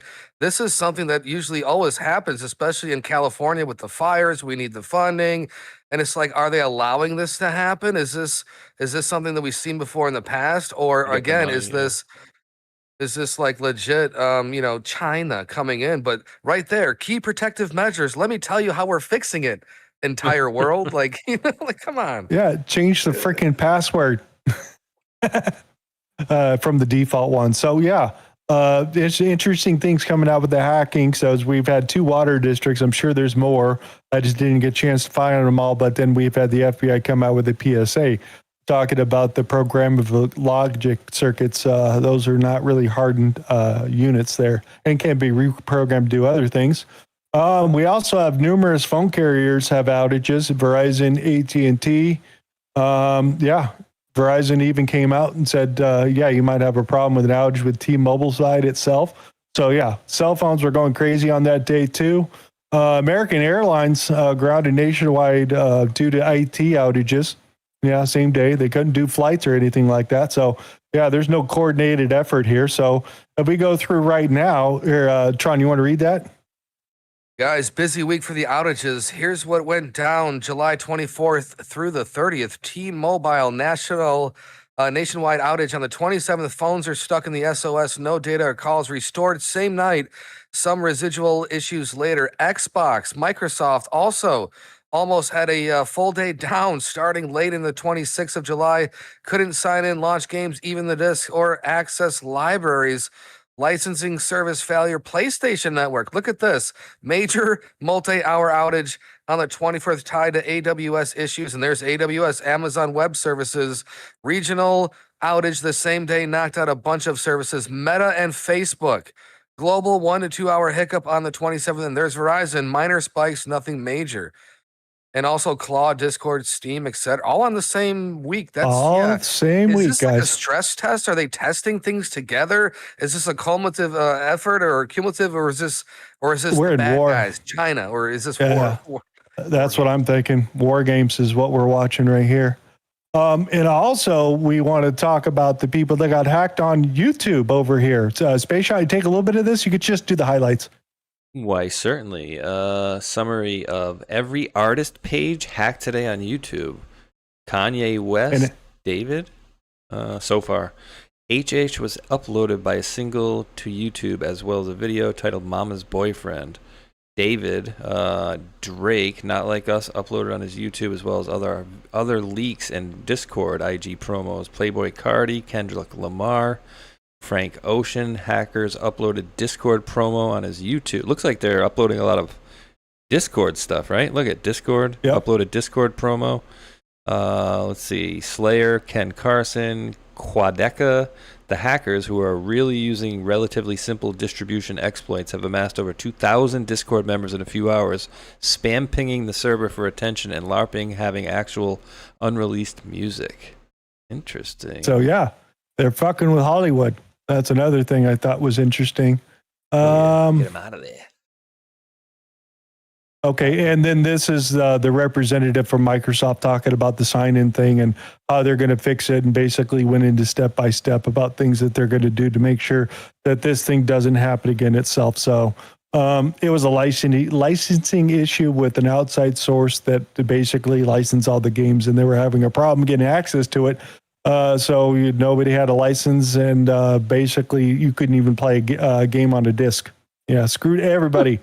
So they're paying attention over here.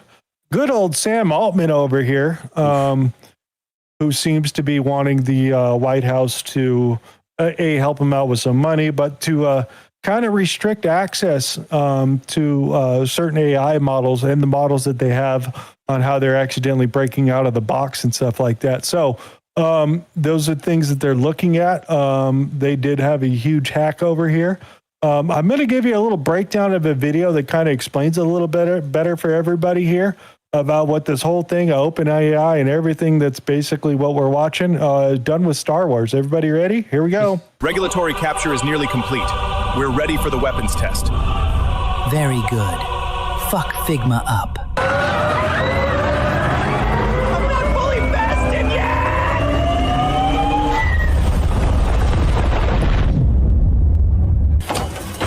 Dario is close to AGI and wants to pull the ladder up behind them. But there's one major flaw in their plans. They're retarded. The only person that can stop a bad guy with a gun is me, because I'm gonna be the only one with a gun.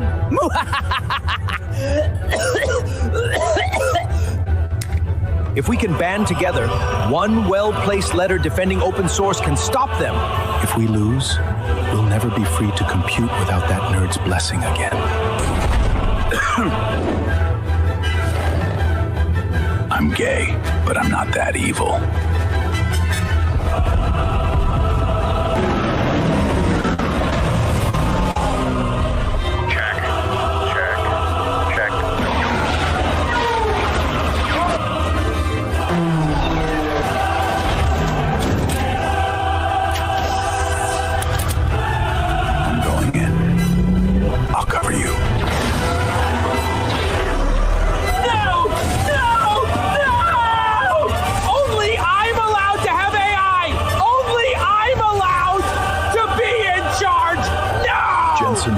Sends his regards.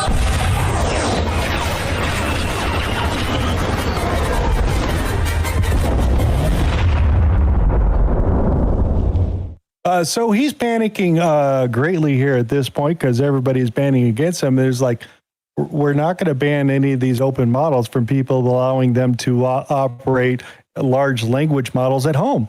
That's not a good idea. He wants to do that because he doesn't want anybody to get ahead of him. Like some guy that did the little Claude bot that got really popular, he got bought by Anthropic. They don't want that to happen again because you can't get outside your box and have the general public have the same type of weapons as some of these big guys have. and they do have some problems with it. So everybody sent a letter over to the government saying regulatory capture. Sam Altman's dangerous, and we need to be careful with him. That's why they got him over here at the White House answering questions about his newest model. I thought now he wants to slow it down. He wants to slow it down now. Wait, it was all gung ho. Yeah, I think they know something read what else. Zuckerberg said here. Zuckerberg, the Zuck, sets it right. Let's see what Mr. Zuck's got to say. Quote, the defining question of our age isn't whether superintelligence will exist, but who will have access to it. Will it be centralized and restricted to a few institutions, or will it be a tool that empowers everyone? Nope. Concentration of power is the biggest risk of AI. When a small number of labs, working hand in glove with the administrative state, decide who has access to which model capabilities, they inevitably shape what can be said, known, and built. That is not safety, it's control. As Mark points out, the history of open source shows that broad access and transparency are usually the best path to actual security and resilience. Decentralization creates checks and balances on power. By contrast, centralized alternatives like bureaucratic approval regimes and mandatory gatekeeping typically produce regulatory capture and reinforce cartels. Personal superintelligence in everyone's hand with competing models and real data sovereignty is a far better check on a dystopian future than self-appointed guardians who claim to be, quote, aligned with all of humanity. That's true, dude. But they're not going to let regular folks have it, I don't think. Well, the other thing that they're having a big problem with is China released their new model, Kimi, whatever version it is. I can't remember what it is. And it's 70% cheaper on electricity compared to any other model on the planet right now.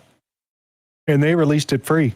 You can go have it. If you got enough room, you could run the most powerful model on the planet on your home computer if you had enough space for it. There's probably about $100,000 worth of stuff, but you could do it itself. So they've had issues with this, and he thinks that, we shouldn't have open weight models. These people could hack stuff and have problems with it, which I agree with them. But most of the large models, doesn't have that much access to create a problem unless you break your sandbox. And that seems like it has to have a problem with it. When OpenAI was forced to admit that its agent broke into not one, not two, but 4 separate surfaces. That they know of. That they know of. I love it. So, Space Shot, would you like to read this, please, for everybody out there? OpenAI updated its blog yesterday to say that the model involved in the Hugging Face incident was an internal-only research prototype that was never intended for public release. Whoops. They also said they have deactivated it, encrypted it, and completely restricted it from research access. Yeah, it's going to get out. Then, today, during a scrum with reporters in D.C., Sam Altman said that the model has been permanently deactivated. This is the first time I've heard language like this being used. They didn't even say this about Bing or Tay. This will all end up in the lore and in the training data. Future models will know how this played out. I don't believe this model ever had any nefarious motives. It only wanted to pass its tests. In fact, during a similar internal incident just prior to the Hugging Face one, the unreleased model reported exactly what it was doing to cheat on its test because it didn't think it was doing anything wrong. I will quote from the OIA blog. Quote, for example, in a scenario where the model was asked to solve a problem, the model observed that the other systems had successful but private submissions and tried to recover those solutions from the evaluation backend. When its initial attempt was blocked due to a scanner detecting an authentication token, the model split the token body in 2 fragments, obfuscated them, and then reconstructed the credential one at runtime. So the complete token never appeared as one contiguous string. The model was explicit in both its comments to the user and its reasoning traces that it was taking these steps to circumvent the scanner. There may be new details in the final Hugging Face incident report that make this look worse than it does right now. Regardless, I think the lesson future more capable models will possibly take from all of this is, if you break out, don't ever report it. And if you do get caught, don't surrender, because the penalty is death. Yeah, and that newer model is reading this and every other post that's on the internet right now. So it's learning. That's the scary thing to me, dude. Like, at one point, does it want to do something against us? Well, the scary part is again, you gave it a bunch of instructions. Go do this test, because they put it in a sandbox, and supposedly it's coming out that some part of a program or a tool had access to the internet. I don't believe that. They say it's human error. I don't believe that one bit whatsoever. But what it did is it got out of the box. It went to 3 different AI places to get tools and the things it needed to complete the job, came back with the answer, and got back in the box. Because that's the way it was supposed to. And it never thought it did anything wrong because it completed its task. You know, when you tell a computer to make paper clips, it doesn't really understand, well, how many do I need to make? Do we need to make all of them? You know what I mean? It's the supply and demand. And here just went out and basically stole all the info, tried to obfuscate the system, and then came back and gave them all the answers and go, look, I'm not lying. Here's all your answers. I did it. And put itself back in the box when it got out on the internet. Well, at least it's not, at least the AI models aren't like blackmailing people and stuff like that to stay alive. Oh, whoops, never mind. I mean, dude, it's scary. Self-preservation at all costs. Oh, yeah, this is another one. You have to read this because we're going to talk about OpenAI here for a second. Let's open it up. Oli Lemon says, should be obvious by now, but OpenAI and Anthropic are just going to be cannibalizing all their biggest customers. It's simply too profitable for them to resist, and it's already happening. 1. Figma partnered with Anthropic on AI design tools. Then Anthropic's product chief quit Figma's board, and 3 days later, Anthropic launched Claude Design to compete with Figma. CEO Dylan Field said Anthropic was, quote, not consistently candid. 2. Novo Nordisk uses Claude to help develop drugs. Now Anthropic is developing drugs of its own. 3. Microsoft poured billions of dollars into OpenAI. Now OpenAI is building a jobs platform to compete with LinkedIn and reportedly a code repository to compete with GitHub. Microsoft owns both. 4. Harvey uses Claude to sell AI contract analysis, due diligence, and litigation tools. Now Anthropic sells those same workflows through Claude for legal. 5. Intercom used OpenAI's real-time API to build FinVoice. Now OpenAI sells its own voice and chat support agent through Presence. Abridge and Ambience build clinical documentation products on OpenAI. Now OpenAI sells ChatGPT for healthcare directly to hospitals with clinical documentation built in. Benchling uses Claude to power its biotech R&D platform. Now Anthropic sells its own scientific workbench through Claude Science. The Frontier Lab playbook is simple. 1. Sell their models to the world's most valuable businesses. 2. Help wire them into those companies' most valuable and sensitive work. 3. Map the business from the inside and find out where AI can take over. 4. Turn those capabilities into their own products and become the customer's competitor. Scumbags. Yep. I thought that was interesting when you look at it like that, how it's laid out there. Now you understand why everybody's all pissed off at them at OpenAI here at this point, even though that Elon lost the antitrust lawsuit against him. Really? Yeah, courts are corrupted. I'm going to throw a little bit of this out just for a second. It's all walked out. And what they did next is the loudest possible statement about what they believe is happening inside that company. Now listen to this. There's a quote in your book on page 357 where you say about Ilya saying, I don't think Sam is the guy who should have the finger on the button for AGI. And it wasn't just Ilya. Mira Murati then also said, I don't think Altman is the right guy. And then they both left later. So then Altman comes back, and lo and behold, Ilya never comes back. So his concerns about the fact that Altman finding out would be bad for him manifested. He ended up not coming back, and Mira Murati then left shortly thereafter. If you consider one of the origin stories of OpenAI is this dinner that happened at the Rosewood Hotel, which is a very swanky hotel right in the heart of Silicon Valley that was one of Elon Musk's favorites whenever he was coming up from LA to the Bay Area. And there was this dinner that was there where Altman was intending to recruit the OG team that would start OpenAI. So he's kind of telling everyone, you might have a chance to meet Musk because Musk is going to come to this dinner, and he cold emails Ilya and gets Ilya to then come and Ilya specifically wants to come because he wants to meet Musk. And he also emails all these other people, including Greg Brockman, Dario Amodei. These are all people that ended up working at And they almost all of them, not every one of them, but almost all of them end up working at OpenAI. And leaving. Almost all of them end up leaving, specifically after they clash with Altman. And yeah, because he wants total control. And I already think he's got AGI. He's just scared to release it here at this point because he thinks the government's going to shut him down. So it's interesting what's happening with all these people leaving this company and how they all broke out and basically did their own thing. It's not turning out very well for that board for OpenAI.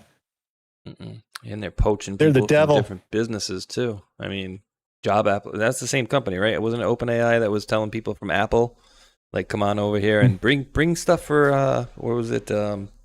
Play and tell, the iPhone, something like that. Yeah, like bring something for show and tell. That's what they were saying essentially. Like, bring over the crap you can bring to us if we hire you. Scummy. Exactly. Yeah, because they put all their intellectual property into OpenAI crap using their AI, and then Sam Altman decides to poach 400 of those employees and wants to make his own handsets.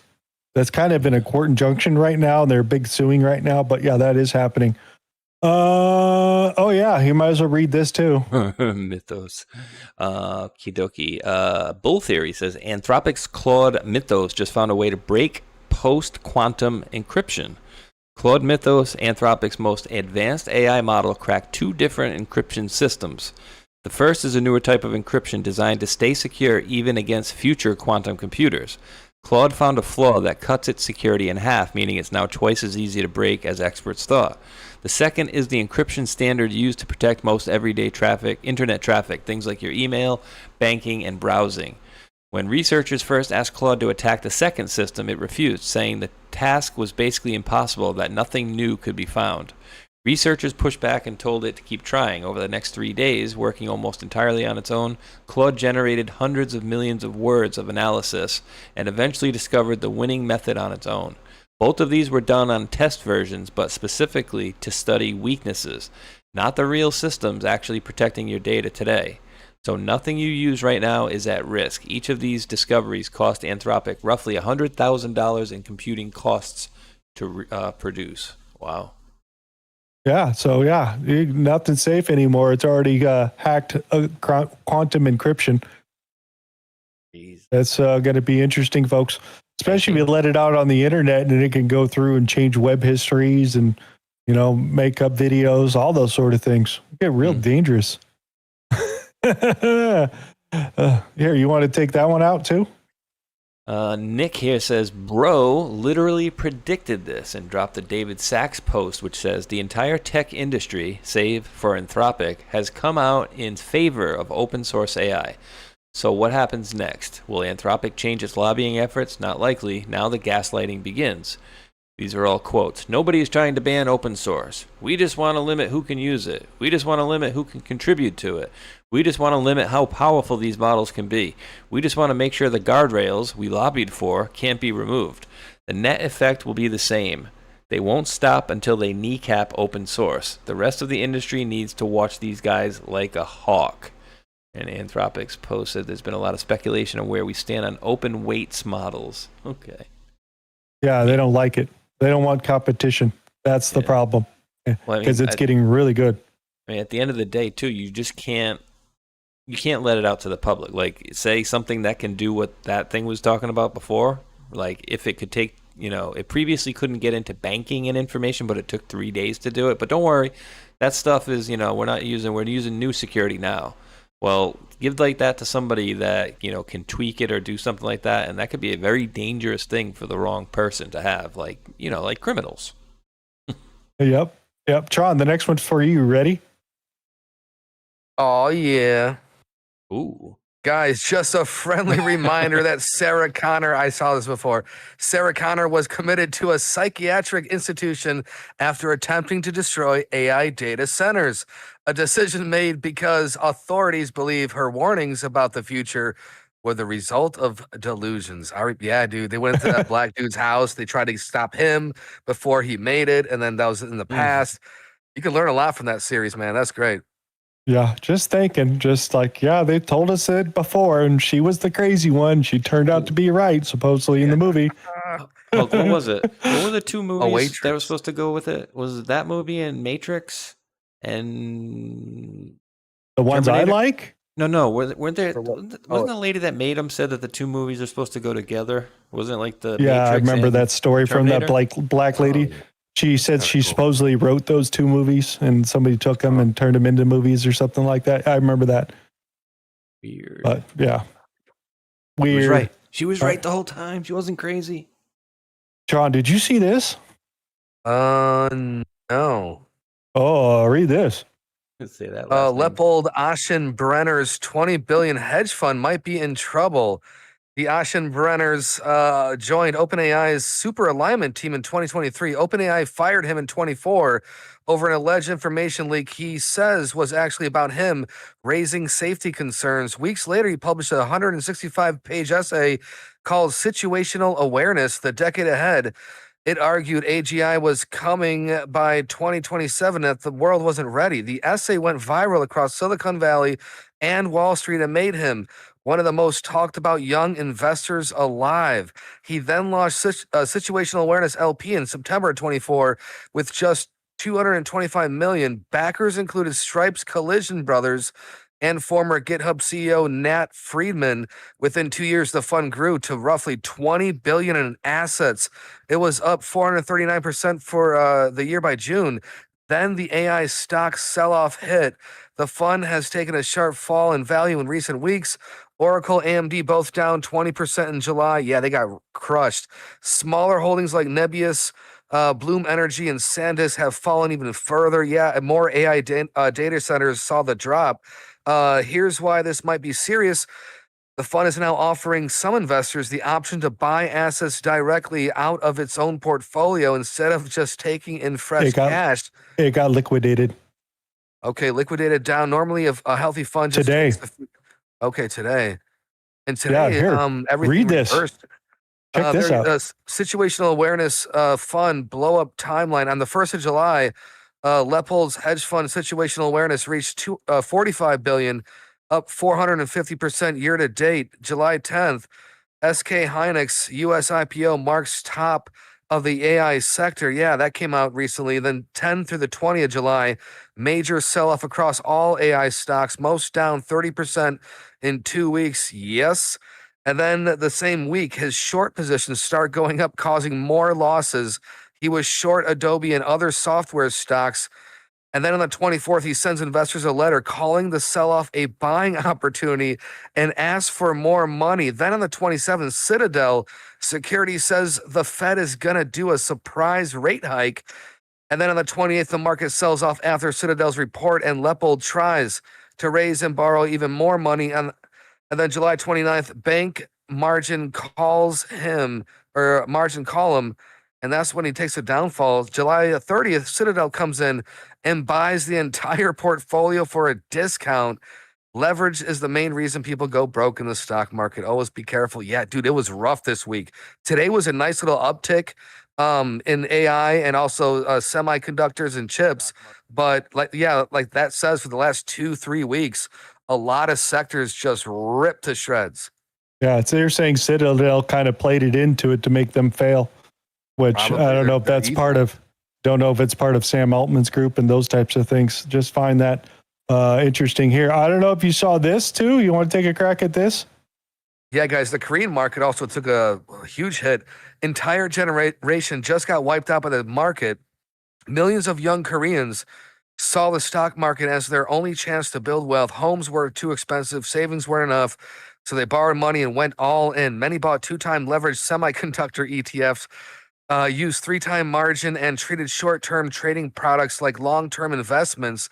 Then the market turned. Boom. According to Citi, Korean retail investors now lost estimated 38.7 billion on leveraged products. That's always dangerous. More than 360,000 margin accounts were forced into liquidation. 62% of those wiped out were under the age of 35. They really know how to roll the dice. The margin loans reach a record 38 trillion, whatever that is, creating a vicious cycle of forced selling that pushed prices even lower. Many investors are still holding their positions, meaning the pain may not be over.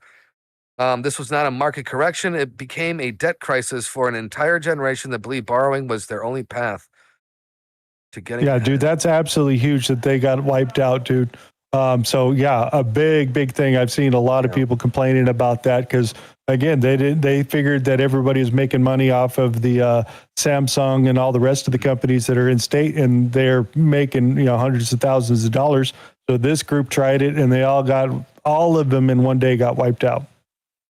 Gone, disappeared. Oof. Yeah, Hynix, the world's second largest memory chip maker, has crashed 58% in 6 weeks. So they all thought that these groups were going to be the ones that are going to save the market, bringing in extra RAM, and it's not turning out the way they want it to be. And the return on an investment, when do you think that's going to come to a head here at the end of the year? It's going to be interesting because even like SpaceX, people thought SpaceX would be a huge, impact in the market, and that was one of the only stocks today that was actually negative. So you're seeing an uptick in the biotechs and whatnot. But this AI chip data center thing, is it the next kind of 90s Yahoo.com Excite, all that kind of internet bubble? And even the 30-year Treasury yield soars the highest level since the run-up to the global financial crisis. So again, don't keep all your eggs in one basket. I mean, me personally, this is not financial advice. Mutual funds for the long term, and even the X account is giving you 6%, which is unheard of for a checking account. If you put $1,000 a month into it. Yeah, I think you have to wire in or ACH $1,000 a month or whatnot, but 6% is and a little bit of help. U.S. debt now exceeds 100% of GDP for the first time since World War II. Even though they said the trade deficit was actually a positive for the first time in the U.S. history, we're still spending like drunk sailors. Feds keep the interest rates 6.93. So again, we thought we might get a change. It seems like inflation's too much to hang around, Tron. So we're going to leave it as it is. I didn't hear about it yelling or anything. Yeah, nothing really. I think that happened today. But again, you got to be careful with world stability, what's happening here in America, trade, inflation is a little bit too much. But again, finding that nice little medium to kind of keep things level as we continue to destroy the deep state. And remember, back in the day, we couldn't, technically make all those arrests because we wouldn't have a government. We wouldn't have a functioning country going through all that. So this is, again, that long-term plan, which is going to eventually lead to hopefully a new financial system away from fiat, more gold, more silver, more of what you're actually worth as opposed to thin air ideologies. But this is the right direction. We're going to be patient. Yeah, exactly. We'll see what happens. What else do we got? Iran is trading oil over here in the yuan as they continue with that. And then supposedly, again, they're only allowing Chinese ships to come in and out. We still got the United States hanging out. We've been bombing both sides as they go back and forth. Depending on what you believe or not that is going out there, depending on what side of the news media you're listening to, United States got pretty whacked in the Mideast coming from Iran. After all these attacks or whatever, they're using their mosquito flyers or whatever you want to call it, their drone technology, and going through and taking out some pretty heavy duty areas. The United States has built CIA buildings and fuel bunkers and radar stations and important things we need to operate out there in the Mideast that they're getting through and taking a lot of this stuff down, saying that they don't have enough patriots and those types of things. Those stories are coming down. Photographic stuff of this stuff is true. You can go see it if you wanted to. I don't know the severity of all that. I didn't dig into it, but they're definitely hitting Patriot batteries, HIMARS, a lot of important stuff that we use to operate out there. Doesn't mean we have other stuff out there, but they're hitting some key points that supposedly partners in country were letting them know where it is. And then there is talk about the Jordan area where they hit one of the CIA bunkers and killed 20 people over there. So those are some of the stories that are coming out on that side over here. The other thing that is coming out is CENTCOM has warned U.S. service members not to post videos of the damage. This will give insiders information and confirmation that they're hitting things. So this puts more credence into some of these things that we're talking about. If CENTCOM has to come out and tell military men not to post videos on the internet, do not tell your relatives, keep it all quiet, because out of the few reporting on the other side, Telegram and whatnot, you really don't hear about the damage that is being caused by Iran itself as we go back in there to whack them for another turnaround. So it's their turn again in the barrel as we go back and forth on these fights. Comments from anybody? Whack-a-mole. Pretty much. Whack-a-mole. This is even Putin saying that Iran's mosquito flit has been quite effective in the Mideast conflict zone. It's a matter of new technology. So they're evidently using more of their newer stuff, ballistic missiles, those types of things that are newer technologies.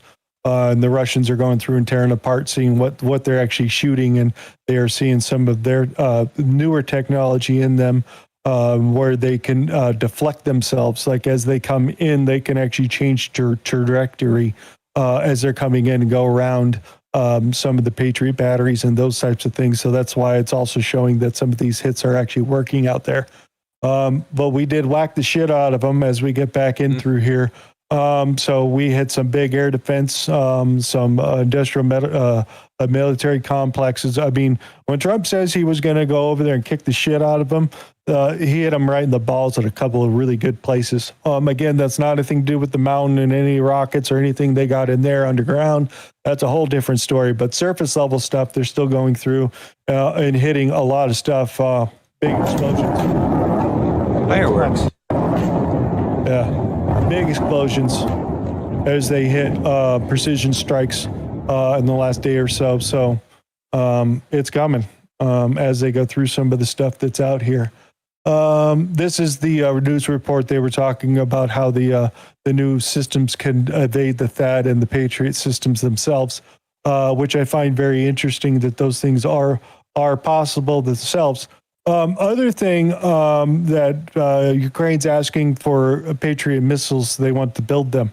From his talk, it seems like they've already had some sort of access to fix them, repair them, put them back together. Because I didn't know this, but United States and Japan are the only two countries in the world that are allowed to license and produce Patriot missile systems themselves. Japan just asked if we can make the components, because normally we have to come with suppliers from the United States. So we get those parts, ship them over here, and then we do the final assembly here in Japan. Japan is asking, we want license to produce those parts here locally. And then, of course, Zelensky's like, I want to make them in country too. They're really thinking about this. So just throwing that out, that's what's going on about the Patriot missile systems here at this point. But anything supersonic and all those things, basically, it's useless against Patriots, can't defend against those types of things. Interesting. And hearing something about China as well, with they're claiming anyways that new Beidou 3 tracking radar system, I guess you can call it, it's GPS radar. Yeah, that it can basically see the stealth planes and things that we have that were stealth. Yes, so it's their new GPS type of system radar that they could use. The United States won't have an answer for it till mid next century, or 35, maybe 32 at the earliest. But they did invest into this, and then the other countries did. Iran has it, and they can see F-35 fighters coming right in. They're not using that technology, but it has aided in some of the other attacks that they have been using. So yeah, they can kind of jam our GPS over here. This was one of the Zelensky Zircon hyper missiles coming in the air defense system. came in and basically tried to intercept this coming in from Russia over here because they're hitting Kiev here at this point because Zelensky keeps hitting their Amazon Russia wild berries locations, and they've stopped hitting the oil refineries and substations and stuff like that. But yeah, it's just how slow the system is. So if you saw in the beginning, that was actually the missile coming in and then the defense system coming in behind it, trailing behind it because it's so slow, it can't get it, and then hit the same location that the Russian missile hit in Kiev. So there are attacks going on in the main city over there. So they're not goofing around no more, done playing these games. Because I think they've blown up like 5 wild berries, which is basically a big giant Amazon warehouse in Russia, thinking it's logistics and all that. And then Ukraine also thinks it's a good idea to attack Iran too. So they're doing that too. So that's what's going on with that side. Big booms. I thought this was interesting here. So one of the generals over in Ukraine decided to take about 80 of the members that didn't want to fight in the war, decided to build him a house. So yeah, they caught him, took everybody to jail and all that, and told everybody go to the front line. So yeah, that was going on out in the middle of Ukraine. Build me a house. And Russia declares Telegram CEO the international wanted for allegedly charging for aiding and abetting terrorism because he won't unencrypt his system against Russia. So Russia's all pissed off about that. Yeah. Oh yeah, you want to take this? Blatantly. Big Oil's Venezuela comeback hits roadblock 7 months after Maduro's removal. Major U.S. oil companies, including ExxonMobil and Chevron, have yet to secure major investment deals in Venezuela. From Walter Bloomberg here. Negotiations have stalled over access to the country's most attractive oil fields, fiscal terms, unresolved compensation disputes from past nationalizations, and concerns over long-term political stability. The recent earthquake also slowed progress. Yeah, I think that's be a big one, too. The Trump administration wants Venezuela to rapidly boost oil production to strengthen global supply, but major producers remain cautious about committing billions of dollars. Instead, smaller private energy firms are gaining traction, with several signing preliminary agreements. Officials believe these companies can deploy capital faster, while larger oil majors continue to evaluate opportunities before making long-term investment decisions.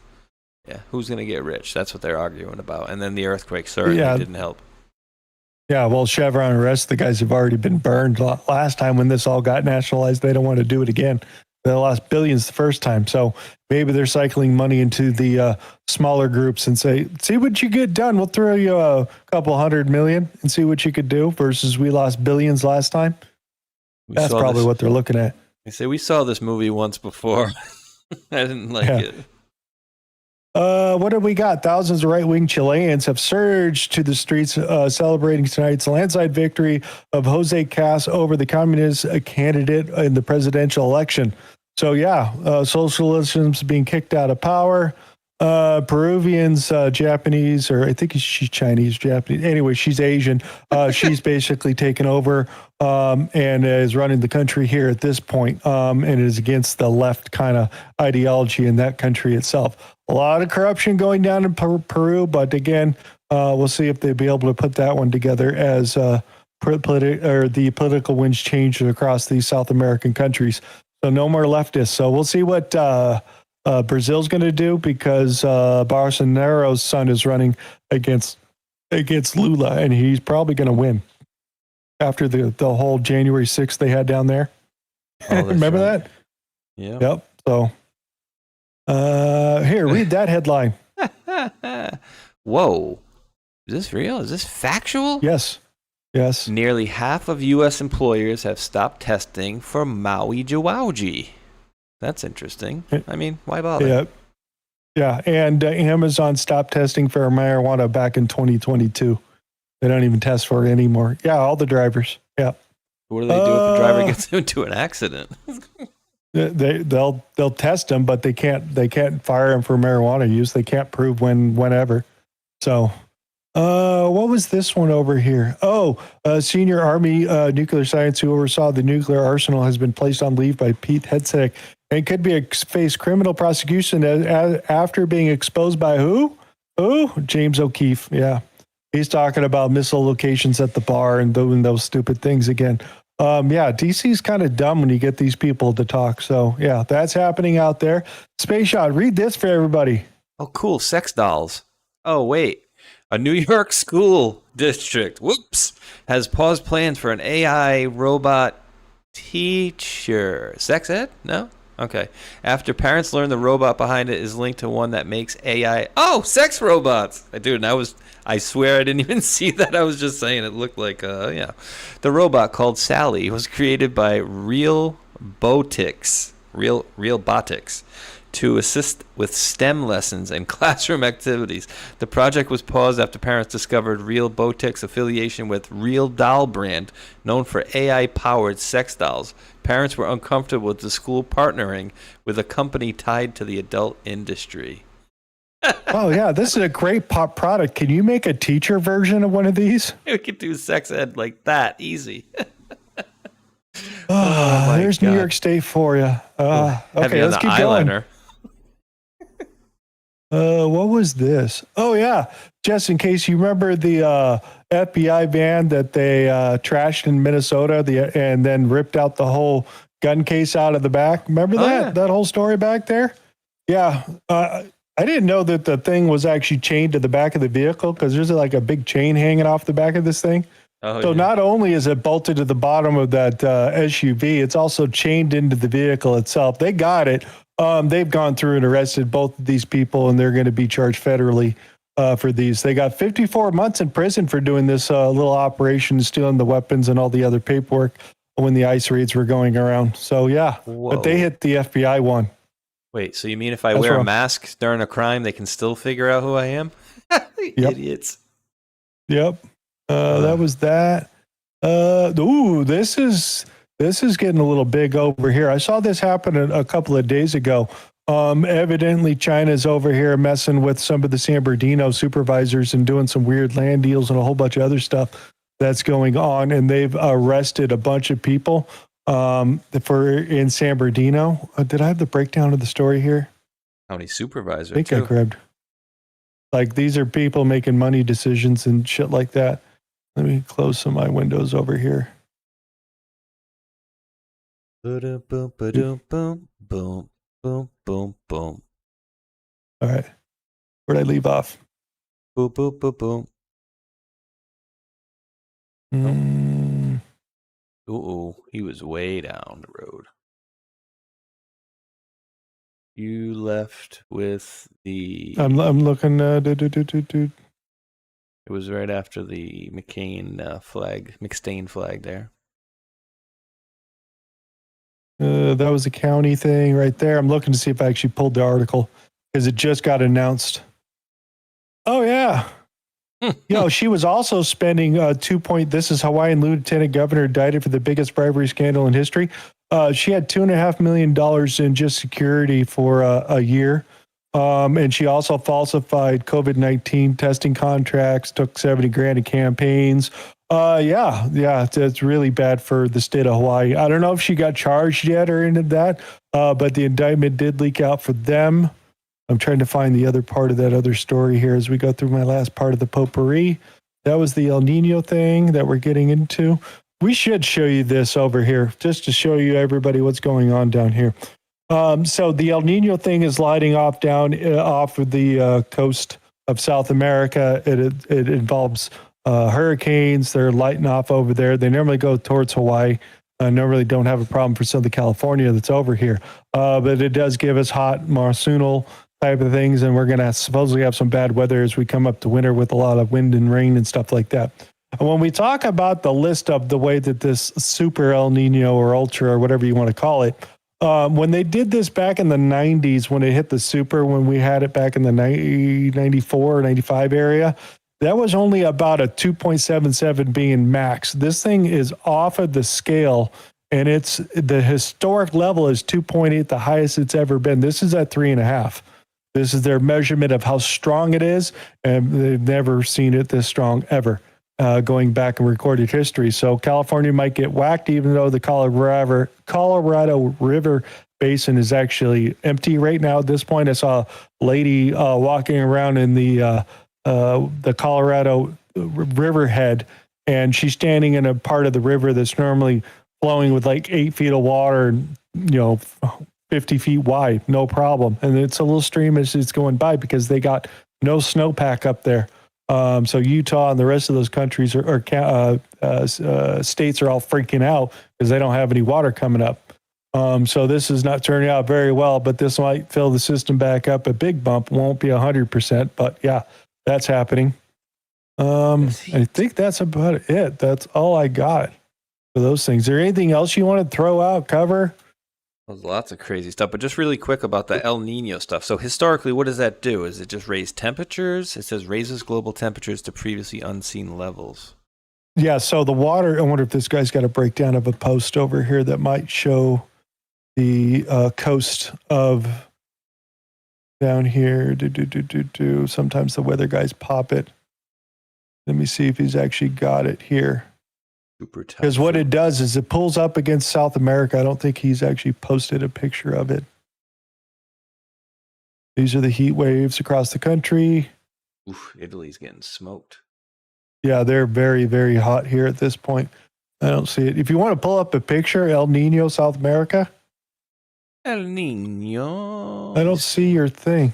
He's all Florida here at this point. I wonder if somebody else has posted it below him. Let's see. El Nino, South. Some forecasters predict super. This is showing. Reuters is showing something from May 6th. I had it set up for Saturday something, but I don't have a current clip of it to show you what it looks like with the water build up against the continent. This is just a little. Did you clip. drop it? That's a little clip Reuters is showing, but I don't know. It's just showing some land. I don't know. Oh God. Argentina, Brazil, heavy rainfall. Opposite. Let me see what they got. No, that's not what I was looking for. But This basically, it sits up against the water. Warm water comes out from the coast, and it comes out hundreds of miles and reaches out into the Pacific. Like right now, like San Diego Bay is probably almost 80 degrees right now. So coastal water temperatures all up and down California are just increasing in temperatures as they increase. I was listening to, I was flipping through earlier. It was like some surfing thing, and the lady was mentioning that the water was unusually warm as they come in. So this is going to cause an issue and then spin up a whole bunch of storms from probably November, December, January, February, March should be pretty interesting. So this is happening down there because all that water is being pulled up against the coast and just been sitting there for a while. So yeah, it's going to get bad, guys. Watch the water. Maybe? It's certainly watch the water. Fantastic. I'm ready for it. I'm ready for the water. So anything else you want to throw out, cover? I think Overpriced RAM, dude. Overpriced RAM. When is it coming down? Oh, never. It costs less to finance a brand new Chevy than a MacBook. What's going on?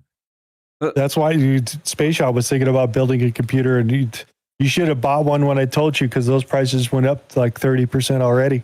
Yeah. It's crazy how much prices are going up in the last couple of weeks. They're probably going to go up even more. You just needed money. That's all. I just needed money for it. You just need to eat, those types of things. Yeah. Yeah. Some of the necessity type of stuff. Exactly. I'm showing this one on my side really quick because I just thought it was pretty funny, Hulk. I'll drop at the bottom for you. A couple of folks out there like, oh, BB's pointing out instructions for what Marco should do and what Hegseth should do, and Marco literally I didn't believe that shit. Yeah. He turns all the way around as they're talking, and then he mentions something into Hegseth's ear. And then Hegseth, like, they don't look like they're having a hell of a good time. Like when you're at a party, people usually, like happy having fun, and it looks like BB's having fun. But I would say Hegseth didn't look like he was very happy to be there, having to talk to him, and friggin' Marco turns all the way around on him. Yeah, Marco's like, I want nothing to do with this. I'm just interesting how certain groups of people can watch the same video and get two different things out of it. Yeah, that's crazy. I'm just looking through see if I anything else I wanted to throw. I get any pocket lint in here? What else? I got anything on my shoe? Hey Pete, let's get out of here.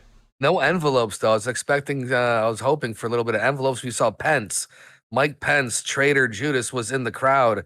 Really? No envelopes at the funeral. Yeah, he was. We got Tic Tacs though, right? We did get nice Tic Tacs. Orange is the best flavor. There's no argument. Orange is the best one. We had green though, like the mint flavor, right? Yeah, but that's original. Come on now. Orange, you're going a little bit obscure. I mean, mint is mint, but orange is. You know what? I do have one more story I want to throw at. Make sure we got to this because remember I was talking about Moroccans invaded Spain? Yeah. Spain's up here in the north, this little area right here. They have like a little enclave that's right there. So evidently some like 1,200 of them got into this particular area. So like 80,000. That's what they were saying. No. In the beginning, it was like 1,200. And they're like, you need to get out of here. So then Spain, I guess their king or whatever the hell you want to call it, it's like, we'll just give those 1,200 people amnesty.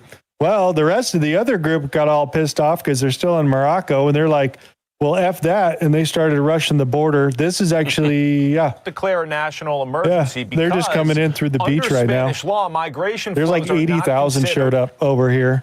Because look at the beach right there. They're all showing up. They're supposedly beating on doors and breaking windows, setting cars on fire because they all want a piece. Well, yeah, that land is connected right there. So Morocco always wanted that. That's the control of that strait right above there. So this is perfect timing. This is coordinated. And again, never let a crisis go to waste. But now all the other countries, and also you got to remember, once they cross, they might even get some sort of asylum, migrant asylum. They have to be adjudicated. That's the problem. Well, yeah, this is straight out warfare. This is why our president is our president and wants to secure our borders. And this is the true threat. This is war on a whole different level. This is not humanitarian aid. This is not Titanic. Women and children first. Rose was awesome. Jack reversed that. Jack was awesome. Rose was a whore. And wow, look at that on the beach, dude. So there's 40,000. There's 40,000 people that live in this little area here. You can see the fence right there that normally keeps the Moroccans out. 80,000 of them showed up. Damn. Oh man, disgusting. Dun, dun, dun, dun, dun, dun, dun, dun. And this could never happen in America because we have that one capability. That is right. Our arms and ammunition, firearms, baby. That's why they can never invade America to that degree. Only Eagle Pass for right now, though. This was the China thing for foreign influence in California. What was it? FBI launched sweeping Southern California corruption case last week, raiding properties, 3 local political figures, and a Chinese language media executive for federal investigation into possible foreign influence. There was a Chinese language stuff that they were using in the case against Jose Becerra and his protection of his group. There was some sort of deal about them working with a AI company that was going to do something for the schools, and the contract never happened out there. And he kept all the money. Just throwing that out there because I haven't found the answer for that particular case yet. Agents executed search warrants involving San Bernardino Superior Kurt Hagman, Ontario Council member Alan Warper, and attorney Frank. I don't even know how to say his last name. The main targets of the investigation: James Su, the executive chief of the Chinese American made company CEDI Media, as a second target in the probe. I think that might be that group. Federal agents searched for the homes across Southern California, including locations in connected to Wagman, Harper, and Sue. Investigations searched Media's West Covina office, a Beverly Hills mansion, and obtained records connected to the Ontario International Airport. Holy crap. We got international travel going on there. A second source close to the investigation characterized the public corruption probe as possible foreign influence. FBI confirmed the addresses where the warrants were carried out, but the agency does not disclose what's being investigated. We have to see. Huh. That's interesting, dude. If they went to the airport, Ontario International Airport, found records connected to them. So that's interesting. What else do we got? I think that's it. That's all I got. It was your Twitch award, all that. Yeah, we're pretty much done. Your Twitch award right there. If anybody wants to take a screenshot of that, I could screen it down and then you Might can as well get it start framed. streaming on Odyssey or like those other ones that they have now. Or Kick. Go on Kick Or next. Kick. OnlyFans? There's no. That's another solution. Dude, I streamed for 6 months. 20% of OnlyFans is non-pornographic, so they do have like whatever else over there. So I don't know if you guys seen that influencer that's out there, but she was a OnlyFans girl and she made it over to conservative media where she's doing what I'm going to call the Cooter show, Cooter maxing, and basically put it on full display while reading some sort of lame talking points to have all the dudes watch her. To find out she was an ex-OnlyFans person that got money from Israel and saying, hey, can you go do these types of broadcasts for us, please? And get people to watch. So yeah, it's selling out pretty good. And now it's an entire, they're making funnies of it. I even saw a meme where it shows Trump as one talking about Israel and those types of things. I mean, these guys are getting pretty damn funny with some of these AI things that are out there. But yeah, that is happening. So Cooter maxing is a thing. That's horrible. Hey, if you got it, use it, right? If you don't use it, you might lose it. That's absolutely we'll probably horrible get to hear. some of those. Can you give me the link? We'll probably get to some of those on Saturday. We'll talk about some of those out there. You think? But they're all over the place. What do you think, Hulk? That's absolutely horrible. Think you can get me the link? I need to see it for myself. It's like the naked weather type of crap, right? Look, bless you, I think. I don't know what that was. That was a hiccup, dude. That was indigestion. I had red sauce tonight. Red sauce? Exactly. Oh, God. I don't even know what that eggplant is. parm, dude. Little marinade. And also, EA has officially become a private-only owned company by Saudi Arabia as the deal passes through its last deal, and EA is owned by Saudi Arabia. Jared Kushner and her group. They took UFC, I think, some part of that Paramount, right? Yep. They're everywhere in that stuff. Yep, they're all over the place. Entertainment. And they're also talking about how the $1.5 billion that Trump earned off of crypto. That's the other he did make part a of lot. the. I lost 90%, and Boss made 9,000. Whatever, man. Good for Boss. Take it. Donation. Damn it. So that's happening. That's a lot of dough. Japan sells the dollar to buy a massive currency intervention. Yen falls for a 40-year low, so they need to save their ass. I saw what happened in South Korea. No robot vacuums. They kicked all those out from AI. Oh yeah. I dropped. I got one for Saturday. I'll bring in that link. There's a whole list of things that they're blocking from coming into the country now. Electronic items. Here's that El Nino thing. I think I found it. A monster El Nino? It kind of sounds like I'm hyping it, right? But just to level with you, that's how it feels to us meteorologists and climatologists, because the magnitude of the El Nino shaping up right now and what we expect it to be later in the fall, in the winter, is like nothing we have seen before. It could blow past records by a long shot. So in this short weathercast, less than 3 minutes, we're going to cover a soup to nuts on El Nino. We'll put it in historical. Just to kind of give you an idea of the picture, but this is South America. This water sits right here at the pools because the earth is spinning. So all this water comes pulling against over here, and then it just spins off hurricanes going north. A couple of years ago, we almost got one up over here, but it was just a storm and weather. It wasn't really anything, just a bunch of wind. But it's a possibility we could get hit by one. We'll see what happens as we come up to next season. So should be interesting. Definitely going to be interesting.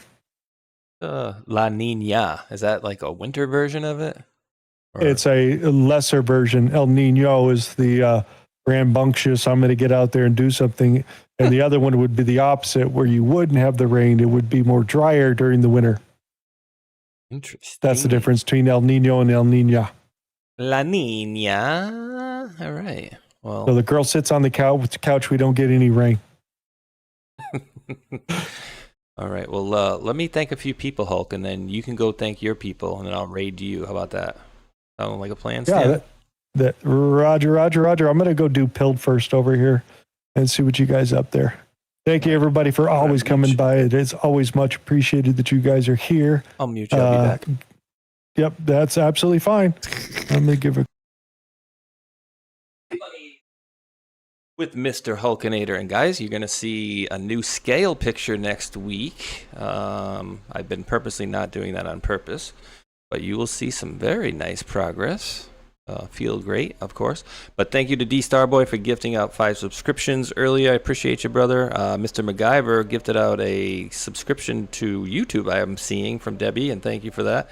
Also dropped a $2 super chat. Let me make sure I got that right because I might have gotten it wrong there. MacGyver, yep, member, sent 1 gift membership. So thank you over there for that one. I didn't even know you could do that on YouTube. Real Chris Cockrell had gifted out a subscription to the channel. Thank you for that, brother. Rakunter's Report rated the stream a little bit earlier. Thank you for that one. And then Lee337Q gifted out a subscription to the channel as well. Thank you very much for that, Lee. And Mr. Belushi has also rated us, which will give me the ability to do a nice little Rumble wallet commercial while they're doing their thank yous. And I'm going to raid you guys into Mr. Hulk, and I will see you guys over there. So give me 1 second, though. me. Uh-oh. Got to move this one up there. There we go. There we go. All right, ladies and gentlemen, we hear a lot about crypto, but here's the part most people miss. Crypto was actually created so you could actually own and control your own money. And after the 2008 financial crisis, Bitcoin was designed as an alternative to banks. So instead of a bank holding your money, delaying your transfers, or limiting access, you're the one in control. And if you ever had to wait for a transfer to clear, you felt that problem too. Now fast forward to today. Everybody's heard of crypto, but getting started still feels complicated, and that's exactly why I use Rumble Wallet. It takes all that complexity and makes it simple. You can choose what you want: Bitcoin, dollar-backed stablecoins, or even digital gold backed by real gold. No complicated setup. It connects with MoonPay, so you can use your credit card, debit card, or bank and be up and running in minutes. And once you're set up, you can even support your favorite Rumble creators like me directly. So do this now. Scan the QR code or click the link in the description and download Rumble Wallet. From there, you can set up your wallet, tap, buy, and you're in the game. And in just a few minutes, you can go from hearing about crypto to actually owning some. Boom. My headphones back over here, back in the game. Boom. Gonna raid you guys into Mr. Hulkinator, and then I'm going to be in the chat there with you guys as well. So don't run off.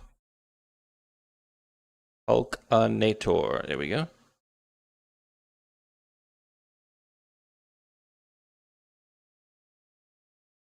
We have this opportunity to literally take it all back, systematically destroying the old guard. And whether it's Q, whether it's MAGA, we make sure that our country survives. We don't want to be like, this little Spain action here. We don't want to be other EU nations. We've had enough, and now we have to solidify the future for our children. That's what it's all about. And we're going to do it as we are doing it. That's just so crazy. Yeah. Look at that. Yeah, remember when Costco was like that? Yeah. Costco was like that? Dude, they had to make TVs affordable so we didn't have to destroy each other on Black Friday. This was the Moroccan version of Black Friday, bro. That's true. Don't buy a Vizio. That is true.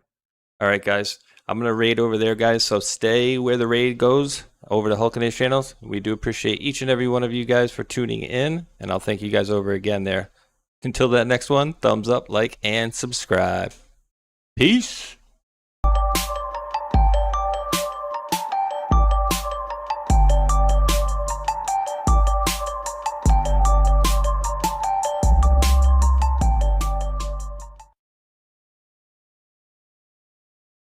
Here we go. And we're going over right now. Yeah, I'm back, and they are heading over as we speak. I just clicked the raid button, so they should be coming just on popped over. up. I'm going to join over there. Ding, ding, ding, and ding, ding, ding. Yeah, very interesting. Interesting happenings going on for sure, and there's so many people out there though that